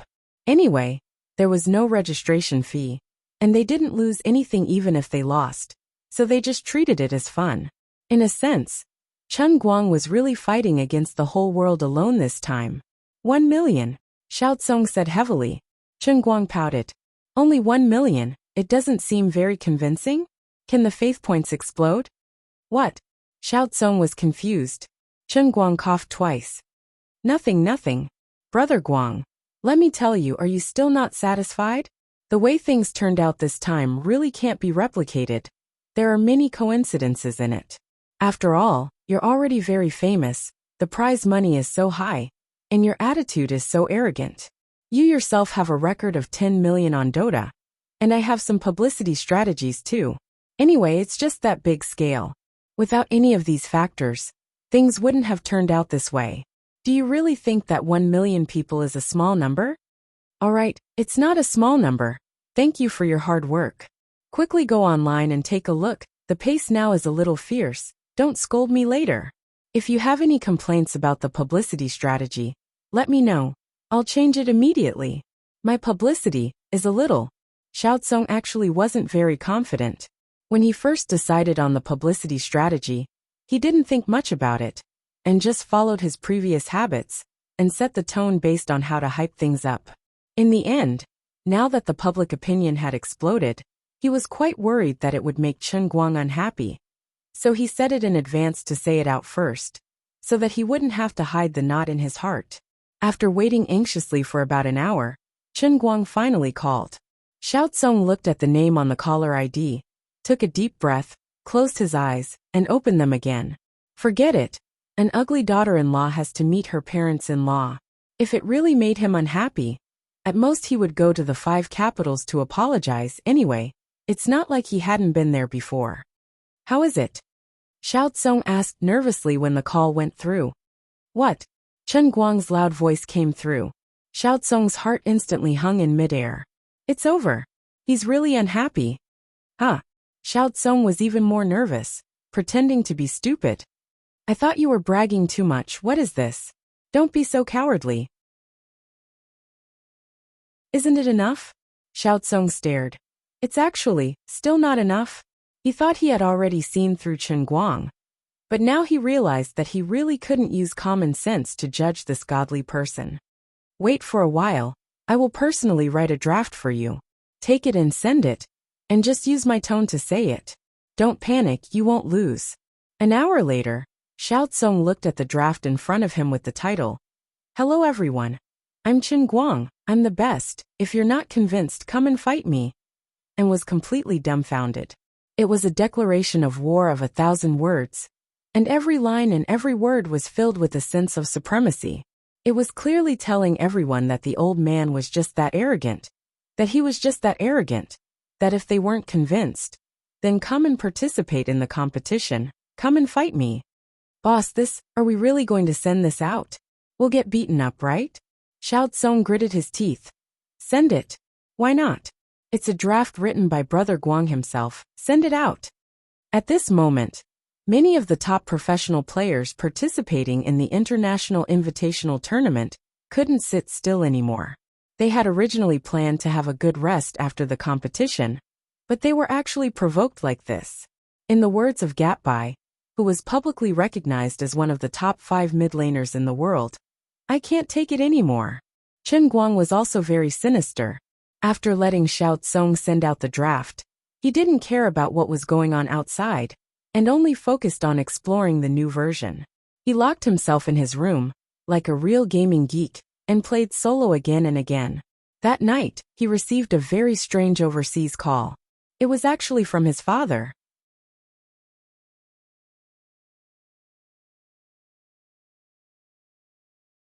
Chapter 594. Son, what have you been up to recently? Just now when we were shopping as a family, we saw 2 foreigners sitting on chairs in the park, cursing and swearing your name. At that time, I thought I had heard wrongly, but when I got closer, I realized that the 2 of them were really stabbing their iPads with all their might. There was your photo on it, and they were itching to stab your face. What's going on? It turned out that Chen Guang had caused too much of a ruckus this time. Translated versions of his articles had appeared overseas, and his international friends could not stand it anymore. Chen Guang was amused. Don't worry, it's just a small matter. It will die down in a few days. By the way, Dad, which park are you at? Don't even think about finding out where we are. School is about to start soon, so study hard. If you fail again next semester, I'll beat you to death. By the way, you have a lot of makeup exams to take, right? Fail 1 subject. Men's singles once, fail 2 subjects, mixed doubles, fail 3 subjects, mixed fights of both genders, young and old. Do as you see fit. Chen Guoli hung up the phone with a bang. Chen Guang silently held his phone, his expression dull. What nonsense! The owner of the Holy Grail, the Prophet Right, the super internet celebrity, the chief instructor of Shund, the chief Taoist of Guangding. I am a man with a net worth of 200 million, a genius who is about to embark on the path of martial arts, Master Guang. You actually won't let me fail? Dad, aren't you being a little unreasonable? Do you know what kind of burden your son, I, is carrying right now? So what if I fail? Won't it be fine as long as I have money? If you have the ability, come and hit me for real? Just as he was thinking about this, his phone rang again. He looked down and saw that it was a text from his mother. Son, as your mother, I know that you are capable now and have a promising future. But you can't relax. One is never too old to learn. Everything else is external. Knowledge is the foundation. If you master mathematics, physics, and chemistry, you won't have to be afraid to travel the world. As a mother, I don't have high expectations. You have to at least get a graduation certificate, or you will regret it in the future. Think about how you will explain it to your own children in the future. Her father had been studying for decades, but he didn't even have a university diploma? I don't care if you participate in this competition or not. I won't ask about your relationship with Jean Shiyue. As your mother, I only have one request, and that is to graduate well. Otherwise, I'll really hit you. This was his biological mother. Chen Guang silently held his phone. He was speechless. What are you guys afraid of? Graduation isn't that difficult.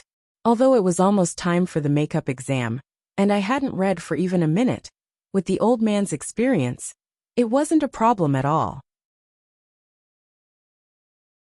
Otherwise, it would be better to ask if he could buy it if he failed. He probably wouldn't be beaten, right? Forget it. Don't think about it anymore, or I'll get goosebumps all over my body. Then, he ate dinner, took a shower, and casually strolled around the internet. He looked at the reactions on the internet, looked at the game's update notes, and took a look at the live streams of other top mid laners. In between, he received a few phone calls. Some were from Sun Xiaoxuan, some were from Zhuo Jingxi. The 3 grandsons in the dorm were all more excited than the other. They couldn't wait to fly to his side right now and witness the birth of a miracle with him. Jiang Yage also called. She actually asked Chen Guang if she and Jean Shiyue needed to add fuel to the fire. Chen Guang hurriedly said that it was okay. If Jiang Yage hadn't mentioned it, he would have forgotten that he was still Jean Shiyue's boyfriend to the public. It didn't matter what happened outside, but if it reached old Master Jin's ears and he, the so-called prince consort, acted so arrogantly in public, it would tarnish the Jean family's reputation. It was fine if he did it quietly, but if old Master Jean jumped out to beat him up, it would be a big joke. There was another person who he didn't expect to call.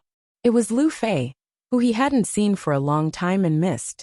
Chief Lu, who was rumored to lose hundreds of millions of dollars a year, seemed to have just finished something important. As a League of Legends player, she also paid attention to the esports circle. It was said that she had once planned to form a female team, but because she couldn't find a satisfactory team member, the matter was left unsettled. Hey, I haven't seen you for a few days, and you suddenly made such big news? Global Dota Solo Throne Challenge? It's so lively, and you didn't even report it to your sister Lu Fei? You heartless bastard. Did you find a new sweetheart, Jin Shuiwa? And forget about me, the good sister who gave you everything to eat up? As soon as the phone was connected, Sister Lu Fei, a veteran leather clothing enthusiast, vividly displayed her temperament of not stopping until she shocked people to death. Chen Guang felt wronged. He wanted to look for her yesterday, but Xianqin delayed him. Today, she came to his door, and he couldn't explain himself. Oh, this, that. He was worried that he might have forgotten about Lu Fei, but now he had become the heartless person. It was so embarrassing. Alright, don't stutter. I know there's nothing going on between you and Jin Shuiwa. I'm just joking with you. Besides, so what if there's something going on? First come, first served. I don't want any status. I just want to go crazy with you while I'm young, right? Let me be the little one. I'll be the big one. Lu Fei seemed to have sensed Chen Guang's awkwardness and took the initiative to help him resolve it. Chen Guang finally recovered. Between the two of us, it seems like we've only eaten less than half. There's still a distance of 30 centimeters from the standard of eating and leaving? Puffed. You have 30 centimeters? Wrap it around your waist. Oh, Sister Lu Fei, you know what's going on. I have high hopes for you. Stop joking with me. Let me ask you, what's with the solo competition? Is it really the competition that was written in the news? Why are you so thick-skinned? Chen Guang didn't agree. What do you mean thick-skinned? I'm speaking the truth. I'm one of the top almighties in the entire server. If I say I'm invincible, then I'm invincible. I have this diamond, why can't I do this? Alright, you call the shots if you're good. You're the boss if you're thick-skinned. But why are you only doing Dota? There are so many people playing League of Legends now. Why don't you do League of Legends? You're letting me down? I'm afraid we'll fight on the spot. Besides, I don't know how to play League of Legends. It's fine if we don't have enough time this time. Anyway, if you continue to be so biased in the next esports competition, don't blame me for not letting you take advantage of me in the future. Lu Fei teased him for a while. She sounded like she was joking. Of course. I promise to take you flying in the future. After hanging up the phone, Chen Guang pressed the Q button. He really missed those crazy days in Xiangjiang with Lu Fei. It was just that after returning from Xiangjiang, although they had met up a few times, their lives and social circles didn't seem to have much interaction. She had been busy recently, and he wasn't free either. It was always difficult to find a suitable reason and opportunity to get together. Even Chen Guang himself felt that the relationship between the two of them would gradually drift apart over time. After all, he was a man. He always felt that Lu Fei allowed him to take advantage of her purely because he was taking advantage of her. Lu Fei would definitely be the one at a disadvantage. With a guilty conscience, he would worry about gains and losses, and he would feel that he owed others.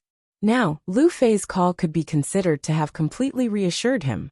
As long as Lu Fei didn't mind, of course, he wouldn't have any obstacles. No matter how rich she was, just based on her hot body and straightforward personality, who wouldn't want to be friends with her? And it was a friend with benefits. Such a good friend couldn't be found even with a lantern, okay? Otherwise, when he returned, would he really go to the more comprehensive esports world in the one-line sky realm? It was just like the Language Master Cup. On the basis of English, it directly expanded the entire language system. For the esports world at the level of one-line sky, it would have to include LOL, Dota, StarCraft, Warcraft, Overwatch, Hearthstone, and so on. These were all related to esports, right? He felt that the most difficult of them must be Hearthstone. After all, The first one on his right hand belonged to the higher level of God-slapping dog, which involved the high-end category of luck. Forget it, don't think about those useless things. Hurry up and practice hard. Don't screw up in the gutter. Start now. Xianqin was actually quite distressed by the sad fact that her big boss had become a gaming geek. She was even more distressed that Chen Guang actually didn't practice the painting scroll anymore. How could she endure this? He had clearly suffered a great loss to witness the birth of this fellow's 200 bone god's leg breakers with his own eyes. Just when his longing for the painting scroll was at its peak, this fellow actually stopped practicing it. He stopped practicing without any hesitation. He even put the medicinal ingredients that Long Dingtian gave him into a pile, and didn't care about it at all.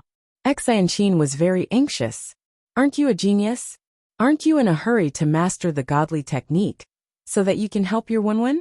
How can you be lazy? And you're so thorough. You should give me a chance to secretly learn it. No, I must have overlooked something. Xianqin patted her head and suddenly realized something. That's right, he must have discovered that I wanted to secretly learn it, but he was afraid of hurting my reputation, so he didn't expose me. That must be it. That's right. How can someone's bones improve so much just by lying in the bathtub for a few hours and absorbing the medicine? The real magical thing is definitely not him, but the one family's painting scroll. He must have been practicing it normally, but he did it secretly behind my back. Although she felt very embarrassed and ashamed, Xianqin made a bold decision. That's right. Since you secretly practiced it behind my back, I will secretly learn it behind your back. I owe you. At most, I will give myself to you after I master it. As long as I can break through the peak of bone strength, as soon as possible, and become the youngest skin strength expert in the history of the Thousand Despair sect, this price will be worth it. At most, I will just take it as being pricked by a nail, although this nail is a little big. Therefore, in the next few days, Chen Guang discovered something that made his balls ache. Xianqin suddenly became strange. While he was playing games happily, a cold wind suddenly blew past. When he turned his head, he saw Xianqin hiding behind the sofa, staring at his feet like a hungry wolf peeping at its prey. Her eyes were glowing with a green light, and it was exceptionally scary. What are you doing? Chen Guang felt goosebumps as she stared at him. However, Xianqin screamed, and immediately ran to her bedroom like a frightened rabbit. After a while, he finally won a game with great difficulty with one player and 3 teammates who were scolding each other. Chen Guang stretched his waist and felt a chill on his back again. He turned his head and saw that she was here again. Just when he wanted to say something to her, she would always look at him with pitiful eyes. It really made his heart soften so much that he didn't have the heart to say anything. 3 days later, the Global Dota Solo Throne Challenge qualifier officially began. Xiao Tsong's continuous improvement of the competition's official server withstood the pressure and rationally distributed the millions of contestants around the world. Referring to the previous CDC competition mode, they were selected by machine and invited to fight in pairs. The 3 grandchildren, by Nyangzi Lin Jingwei and Xiong quickly fell in the 3rd or 4th round. On the other hand, Wenwen, who took time out of her busy schedule to participate in the qualifier, fought her way into the top 16 of the Wuxia region, and was eliminated by a professional player in the top 16. Finally, after 3 days of intense qualifiers, 2 professional players and 2 amateur geniuses stood on the stage of the top 4 of the Wuxia region. It had to be said that since ancient times, there were actually 2 non-professional geniuses in the top 4 of the country, which was indeed beyond Chen Guang's expectations. This wasn't a small competition. Almost all the top players in the country participated. Among the 2 professional players, one had even just returned from the final stage of the International Invitational Tournament and was feeling very good.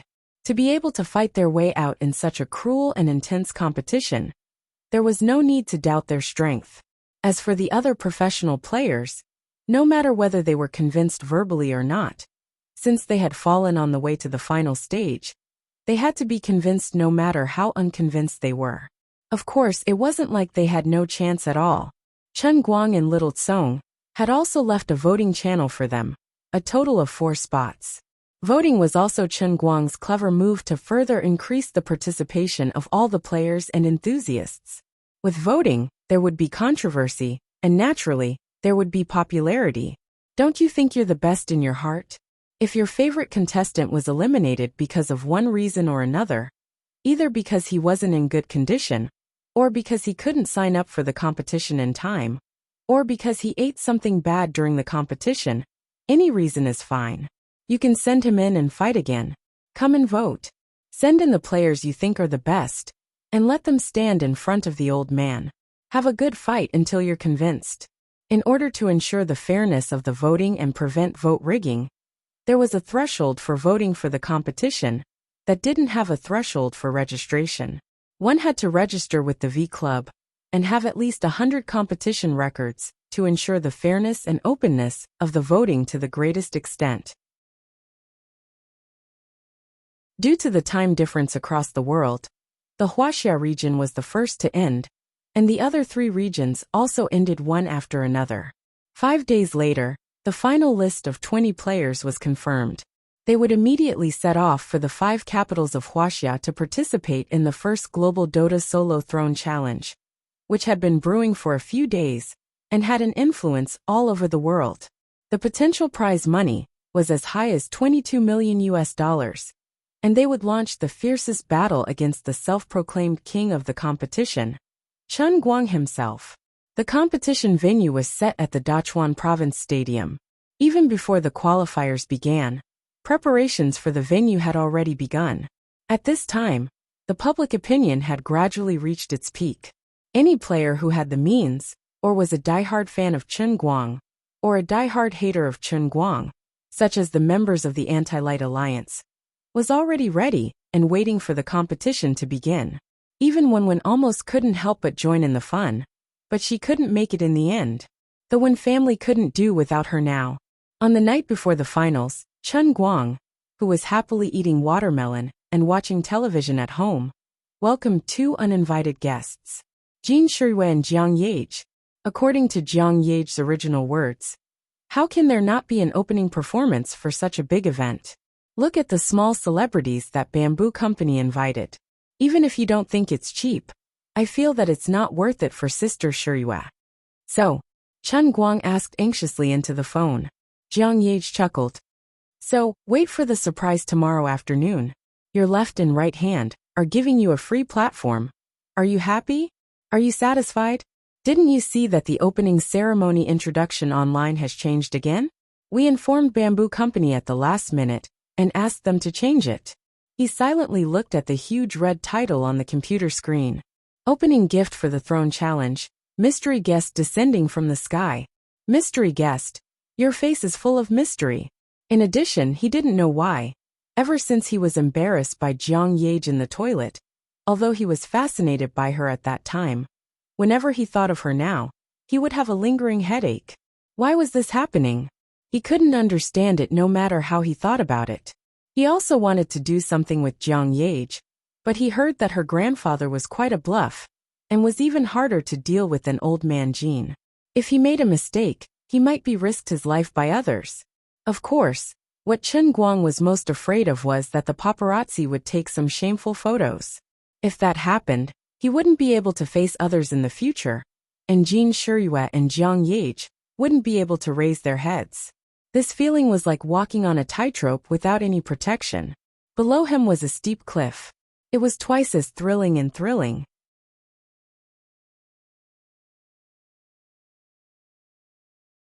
Chapter 595. Are you going to the competition today? Chen Guang asked Xi and Qin when they were about to leave the house early in the morning. I'm not going. What's so interesting about the game? If you have the time, why don't you practice for a couple of days? You're such a slacker.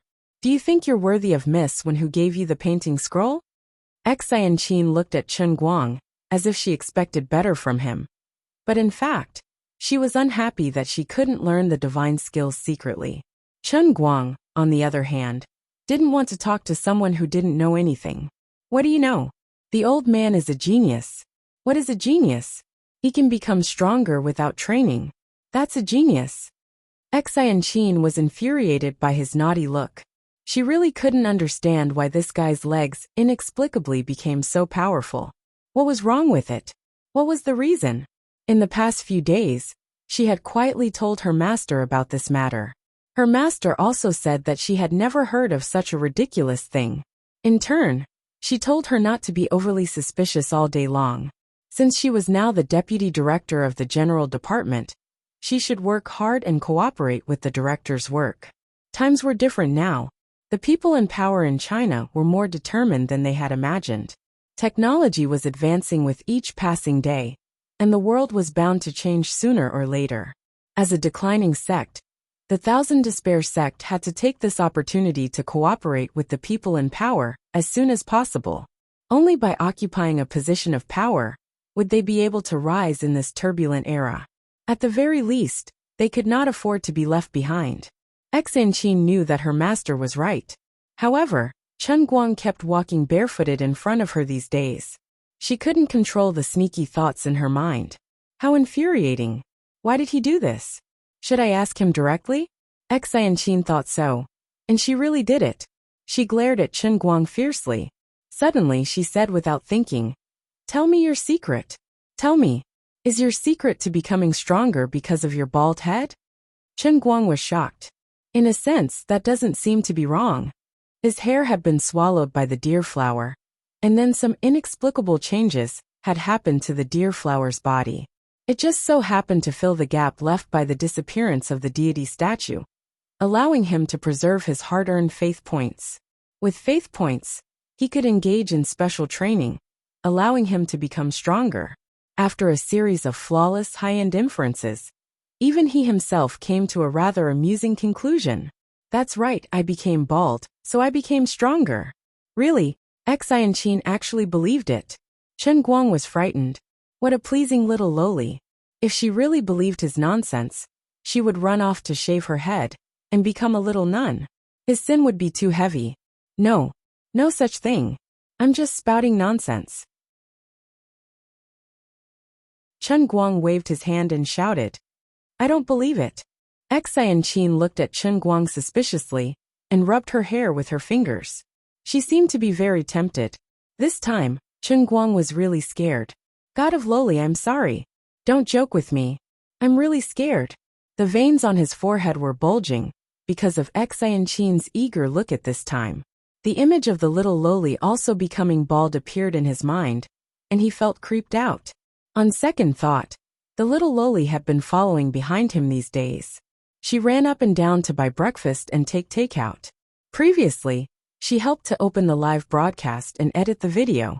She really did hard work without any credit. He always took advantage of her like this. If he didn't give any benefits in return, he wouldn't be able to live with his reputation. However, if he let her accept the commission training of the world within a cup like Xuelin, thinking of the terrible mortality rate, he was very reluctant to put her in danger. For a moment he was really in a dilemma. I'm not joking with you. My situation is special, but it has nothing to do with my hair.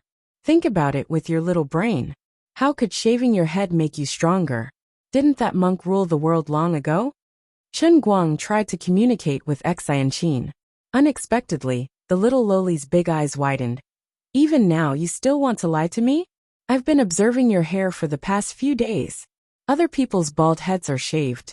Even monks have to shave their heads once in a while. But yours isn't. I saw with my own eyes that your hair was inexplicably gone that day. At that time I thought it was strange. Now that you've been bald for so many days, you haven't grown a single hair stubble. There must be something fishy about it. She seemed to be arguing with Chen Guang, but it was more like she was trying to convince herself. Chen Guang found that he couldn't win against her in an argument. No, I just instantly lost my hair because I was worried about the country and the people. Didn't you see that those great people's hairlines are quite high? It's just a coincidence. It's a complete coincidence. I said that if you become bald, you will become stronger. That's because I'm paying tribute to Saitama-sensei. I beg you, save your energy. At worst, when the time is right in the future, I'll think of a way to teach you something. Forget it. You listen to me. The The first head of the Guangdong General Directorate's Order Number 1 is hereby issued. Deputy Director Xin Qin must protect her beautiful hair. Then he quickly opened the door and ran away. He really couldn't stand the little lowly's pitiful look. He couldn't teach her the painting scroll, let alone the heavenly Holy Grail. Although the old man was attracted by her little eyes, he really couldn't help her at the moment. He quickly drove out of the door in his Volkswagen. Halfway there, he stopped by the side of the road to pick up Wu Tong's call. Wu Tong had originally wanted to follow him into the battle against the Poison Clan, the Dark Clan, and even the entire internal forces. However, she was sternly rejected by Chen Guang. On the other side, Wu Shan also seemed to know some inside information. After some maneuvering, he simply made Wu Tong stay in Beijing and let her be the director of a district branch in Beijing.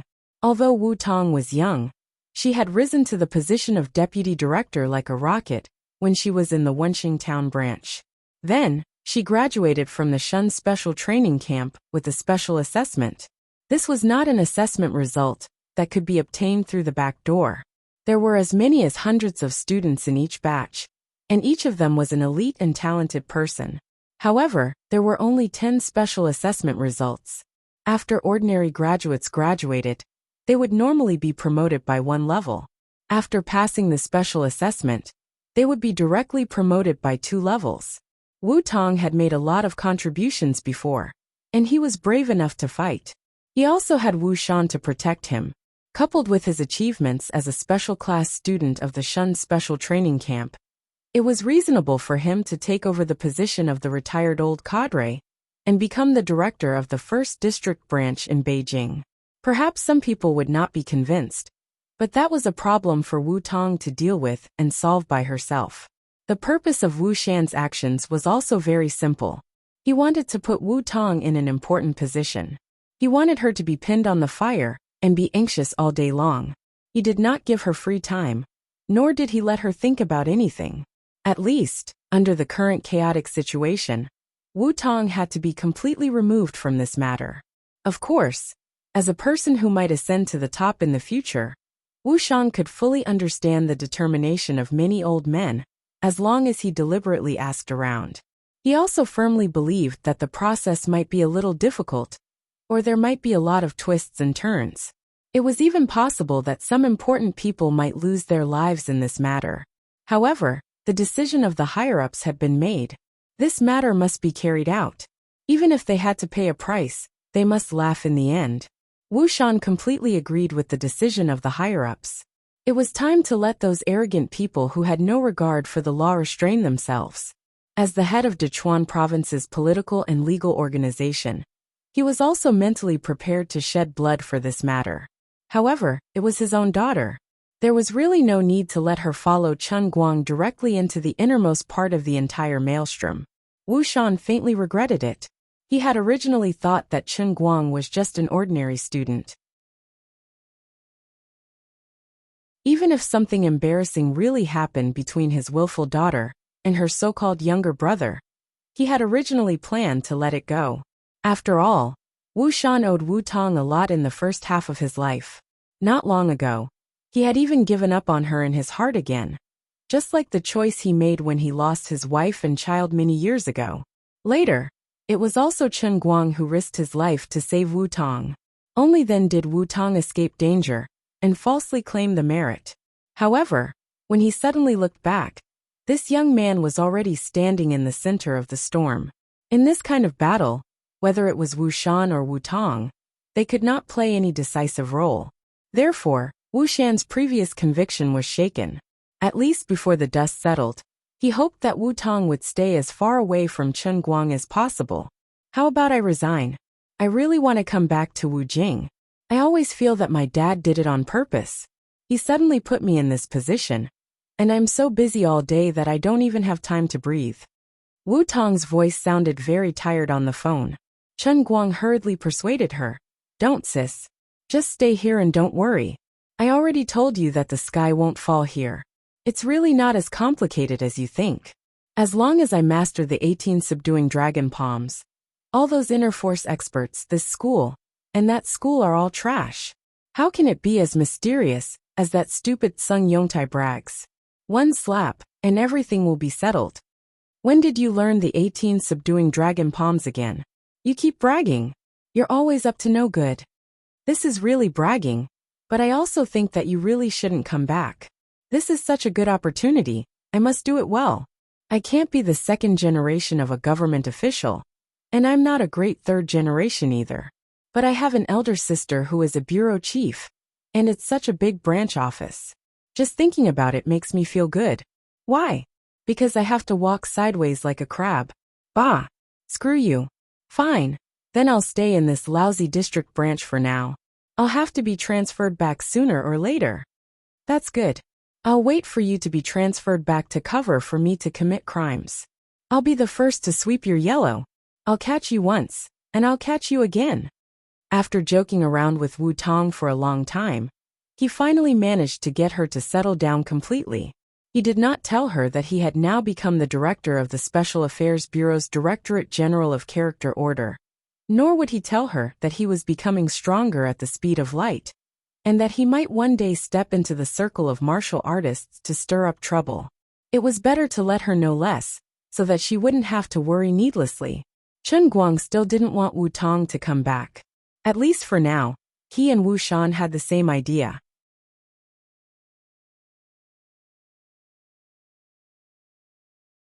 Chapter 596. Since he was involved, he had to bear it himself. This was not something that Wu Tong could handle. When everything was over, he could continue to study happily. At that time, his sister would return to the 5 capitals as the bureau chief of the Yanjing district branch. At the very least, it would be a peaceful transfer. The old man would really be the man under the protection of the bureau chief. No, it seems like I am the bureau chief. Forget it. My scheme is different from hers. My scheme is not open to the public, so it can't scare ordinary people. Her scheme is better. He drove directly to the Dechuan Provincial Stadium in the city. Looking at the magnificent decorations of the huge stadium, Chen Guang was quite satisfied. Hey, look after it for me. You mustn't damage this statue. It cost a lot of money. If you damage it, there's no time to make it again. Little Tsong's noisy voice came over. Chen Guang turned his head to look. Pfft! What the hell did I just see? A 7-meter-tall statue. This was not important. But why did the face of the statue look exactly the same as the old man? Brother Little Tsong, you really know how to play. Looking at the similar hairstyle on the statue's head, then touching his bald head, Chen Guang teared up. He had accidentally poked a sore spot. Sigh, a head full of beautiful hair. Forget it. Don't think about sad things. Just be a happy little bald head, and welcome a new life. Little Tsong had made such a huge statue to be placed in such a conspicuous place. It was more or less in line with Chen Guang's intentions. The effect of self-promotion and hype would definitely be outstanding. After all, not many people could be as shameless as him. Of course, there were also negative effects. There would definitely be people who would be unhappy. But this was a matter of opinion. Those who loved him would become more and more of his fans because of these things. Those who were unhappy with him would still blindly scold him, even if he behaved himself with his tail between his legs. The crowd was panting as they moved the 7-meter statue, made of an unknown material. When Chen Guang got closer, they just happened to place the statue at the main entrance of the provincial stadium. A person patted the dust off his hands and walked out from the back. As he walked, he said, "Little Tsong, you'll be right to listen to me. Brother Guang will be very happy when he sees this statue. Based on my understanding of him, since he's participating in this competition, he's definitely aiming to become famous. He's just like that. Once he decides to do something, he'll do it to the extreme. But wouldn't it be too high profile?" Little Tsong was a little uneasy. Chen Guang looked at this person and immediately understood. Who was so daring to act first and report later? His relationship with Little Tsong wasn't that close, but if it was Zhongbai, then it was reasonable. Zhongbai chuckled. "It's fine.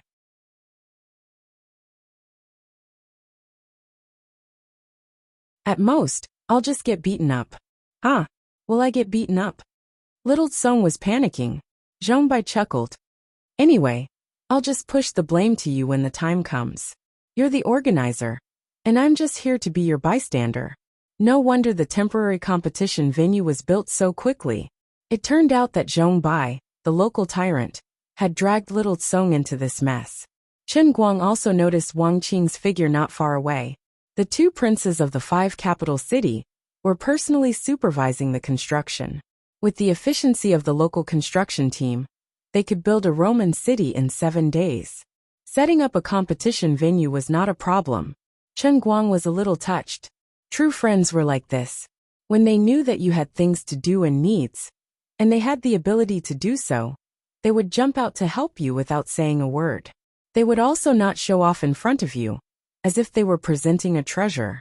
When you find out, you'll be moved. Aside from this overbearing statue being too eye-catching, there's nothing to nitpick about Zhong Bai's character. Chen Guang had to be careful not to kill Zhong Bai and leave him half dead. After that, Chen Guang coughed. Zhong Bai suddenly turned his head. Ah, Brother Guang. What a coincidence. He first looked back at Chen Guang's beautiful hair on the statue, and then at Chen Guang's shiny bald head under the sun. He scratched his head with a face full of regret. It's not realistic enough. Why did you suddenly become bald? Realistic. I want you to be realistic. Chen Guang slapped Zhong Bai's head lightly. Zhong Bai snorted and slipped away. He shouted, "This is all little Tsong's bad idea. I'm just a bystander who is in charge of moving things." Bystander. I want you to be bystander. After a while, Chen Guang joined in the final construction of the venue. Domestic companies didn't have a lot of experience in organizing large-scale esports competitions. Last year's winter tournament became a laughingstock. Not long ago, the Earthquake Cup in Russia was even created by players. Have you learned how to be perfect? Perfect expressed that he did not want to learn. Because of this, Little Tsong specially found 2 project managers from abroad to control the entire process. He strived to organize the highest level of competition in the shortest time possible. Although Chen Guang's prize money for the competition was not small, the promotional resources that Little Tsong provided, as well as the expenses for organizing the competition, were also in the tens of millions. Venue rental, venue construction, ticketing system, the players' food and accommodation, the appearance fees of the guest performers and warm-up guests, the establishment and maintenance of the competition's official server, the labor costs of volunteers and staff, and so on. All these things piled together cost money like flowing water. But Little Tsong felt that it was worth it. In these few days, he forcefully tied the competition registration account to his Bamboo account, and it brought him millions of real registered users. Other than that, the popularity of Bamboo Live, because of this matter, made him rich. The daily PV traffic on the website increased by 30%, and this was under the situation where the finals had not yet begun. When the finals of Bamboo's Throne Challenge officially began, and there might be a series of follow-up effects after the competition ended, Little Tsong spent tens of millions of yuan to achieve an effect that he could not achieve normally. Other than that, the ticket income and the licensing fees for the foreign live broadcast rights were also quite a lot. After calculating the various factors, he could barely break even. The free appearance of his 2 left and right hands made Little Tsong even happier.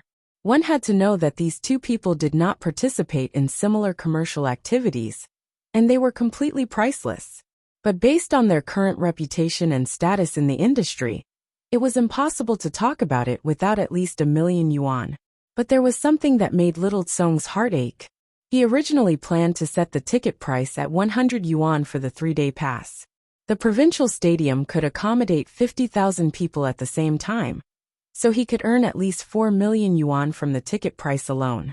In the end, Chen Guang cut him into 30 pieces and gave him a bottle of mineral water every day. Fortunately, the mineral water was sponsored by Yi Bao, or else Little Tsong would have lost a lot of money. Once again, he realized that the real prodigal emperor was not himself but this big baldy. In the middle, Lu Fei came to say hello once, but immediately left in a hurry. Her family's chemical factory has recently been badly battered by the new environmental protection policy. As the internal successor of Lu's chemical industry, she now holds an important position and can no longer have any leisure time. At 2 p.m., the venue's layout was finally completed, and the opening ceremony's rehearsal was in full swing. His two left and right hands entered the venue in advance. Although they were working for free this time, they did not put on airs at all. One had to know that domestic celebrities who had reached the level of the left and right hands, who participated in similar commercial activities, not to mention arriving early before the rehearsal, they were already giving enough face by stepping on the tail of the rehearsal to look at the stage a little longer. It was hard to find someone with such a good attitude, but the crowd did not find it strange. Jin Shirue had not had any scandals for so many years, but now she had a boyfriend. Her boyfriend was organizing an event, and as half a wife, she should be there to support him. Seeing the two of them, Chen Guang came over with a smile. "You're here so early?" Jiang Yage said. "Isn't that so?" Sister Shirue was afraid that we would mess up her man's event. Jin Shirue pretended to pinch Jiang Yage's waist. "You're so talkative." Then Jin Shirue took a step forward and made a hugging gesture, smiling sweetly. Chen Guang hesitated for less than 2 seconds, squeezed out a happy smile on his face, and hugged Jin Shirue gently.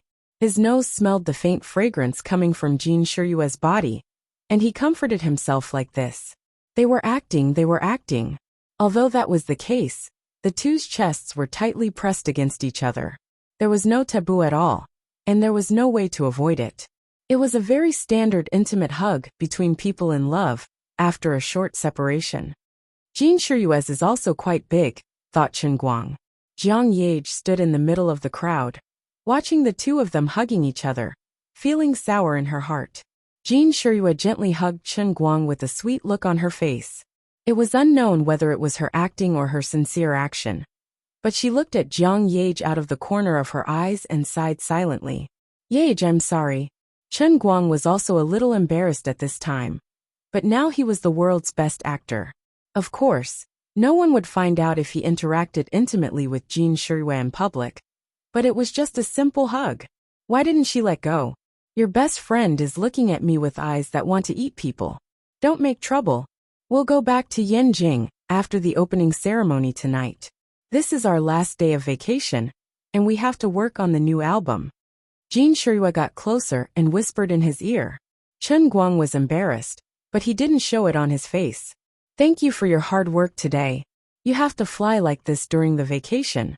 Jin Shirue smiled sweetly. "It's okay. Grandpa asked me to bring you a message." "What? What did he say? Did he think I was too arrogant?" Chen Guang began to panic, but he was also a little happy. "Old Master Jin, you finally have a problem with me. Don't like me so much. I'm not even close to your granddaughter." Grandpa said it's them. "Everyone is very satisfied with your performance as the director. They feel that you are very good at deceiving everyone. Now the more active you are as the director, the more people trust you, and the more convenient it is for them to act. They originally wanted you to be more active and become more like a person in the entertainment industry, but you did so well yourself." "God, Ma." To this, Chen Guang just wanted to say, "I'm going to call the police." "One more thing. In a few days, you won't be alone anymore. A group of people will come from Yanjing and set up a cultural company in the name of your identity as an internet celebrity. I won't talk about the details. In fact, this time Solomon and I came here mainly to talk to you face to face, in case the news is leaked." After saying that, Jin Shirue kissed Chen Guang's cheek gently, and then went backstage with Jiang Yage and a group of dancers. Chen Guang stood in the wind in confusion. No wonder she kept hugging him. It turned out that there was something serious to talk about. "But you should change the time in private. There are so many people watching. Are you a real man? Your Jiang Yage's vinegar jar is about to be overturned, okay? No, Jiang Yage must know about it too." Sigh, poor Jiang Yage, poor Jin Shirue, poor me. The whole thing is filled with tragedy. Why did it turn out like this? I didn't want this, okay? He silently clenched his fists and thought to himself, "My whole life has been a crooked one. I really didn't think too much about it. I didn't even think about putting on a show in front of the Poison Sect, Dark Sect, and the Special Affairs Bureau. The old man just wanted to compete in a solo competition and get some faith. I really didn't want to cooperate with them. Not only did it not make old Master Jean unhappy, it made him admire me even more. This is all a misunderstanding, okay? Don't think so highly of me. Why do I feel so ket up the more I think about it? He clutched his chest, his heart aching. He felt like his body was being hollowed out. Brother Guang, what's wrong with you? You and Jean Shirua can't be real, right? I saw the two of you cuddling just now. It was so sweet. Zhongbai appeared beside him like a ghost. You look like you're about to faint. No, I have to report this to Sister Lu Fei. Pfft. Report your face. What do you know? Don't stir up trouble. This matter is too big. Don't get involved. You can leave after the opening ceremony tonight. Zhongbai didn't really understand, but looking at Chen Guang's serious face, he didn't think he was joking. What's wrong? Is there anything I can help with? Chen Guang shook his head, ready to change the topic. It's nothing. It's almost rehearsal, so don't ask. Sigh, what a pity. If I didn't have to fight a competition, and was afraid of tiring my hands, I would have gone up to play the piano, and show off my skill of playing 2 sets at once. Buffed Brother Guang, is there anything you don't know? I can't fly. Because you're not Superman. Superman can't fly. I know how to sing this song. Zhongbai was overjoyed. I'm Jay's hardcore fan. He really sang it. Chen Guang was unconvinced. We're no longer friends. How can you sing better than me?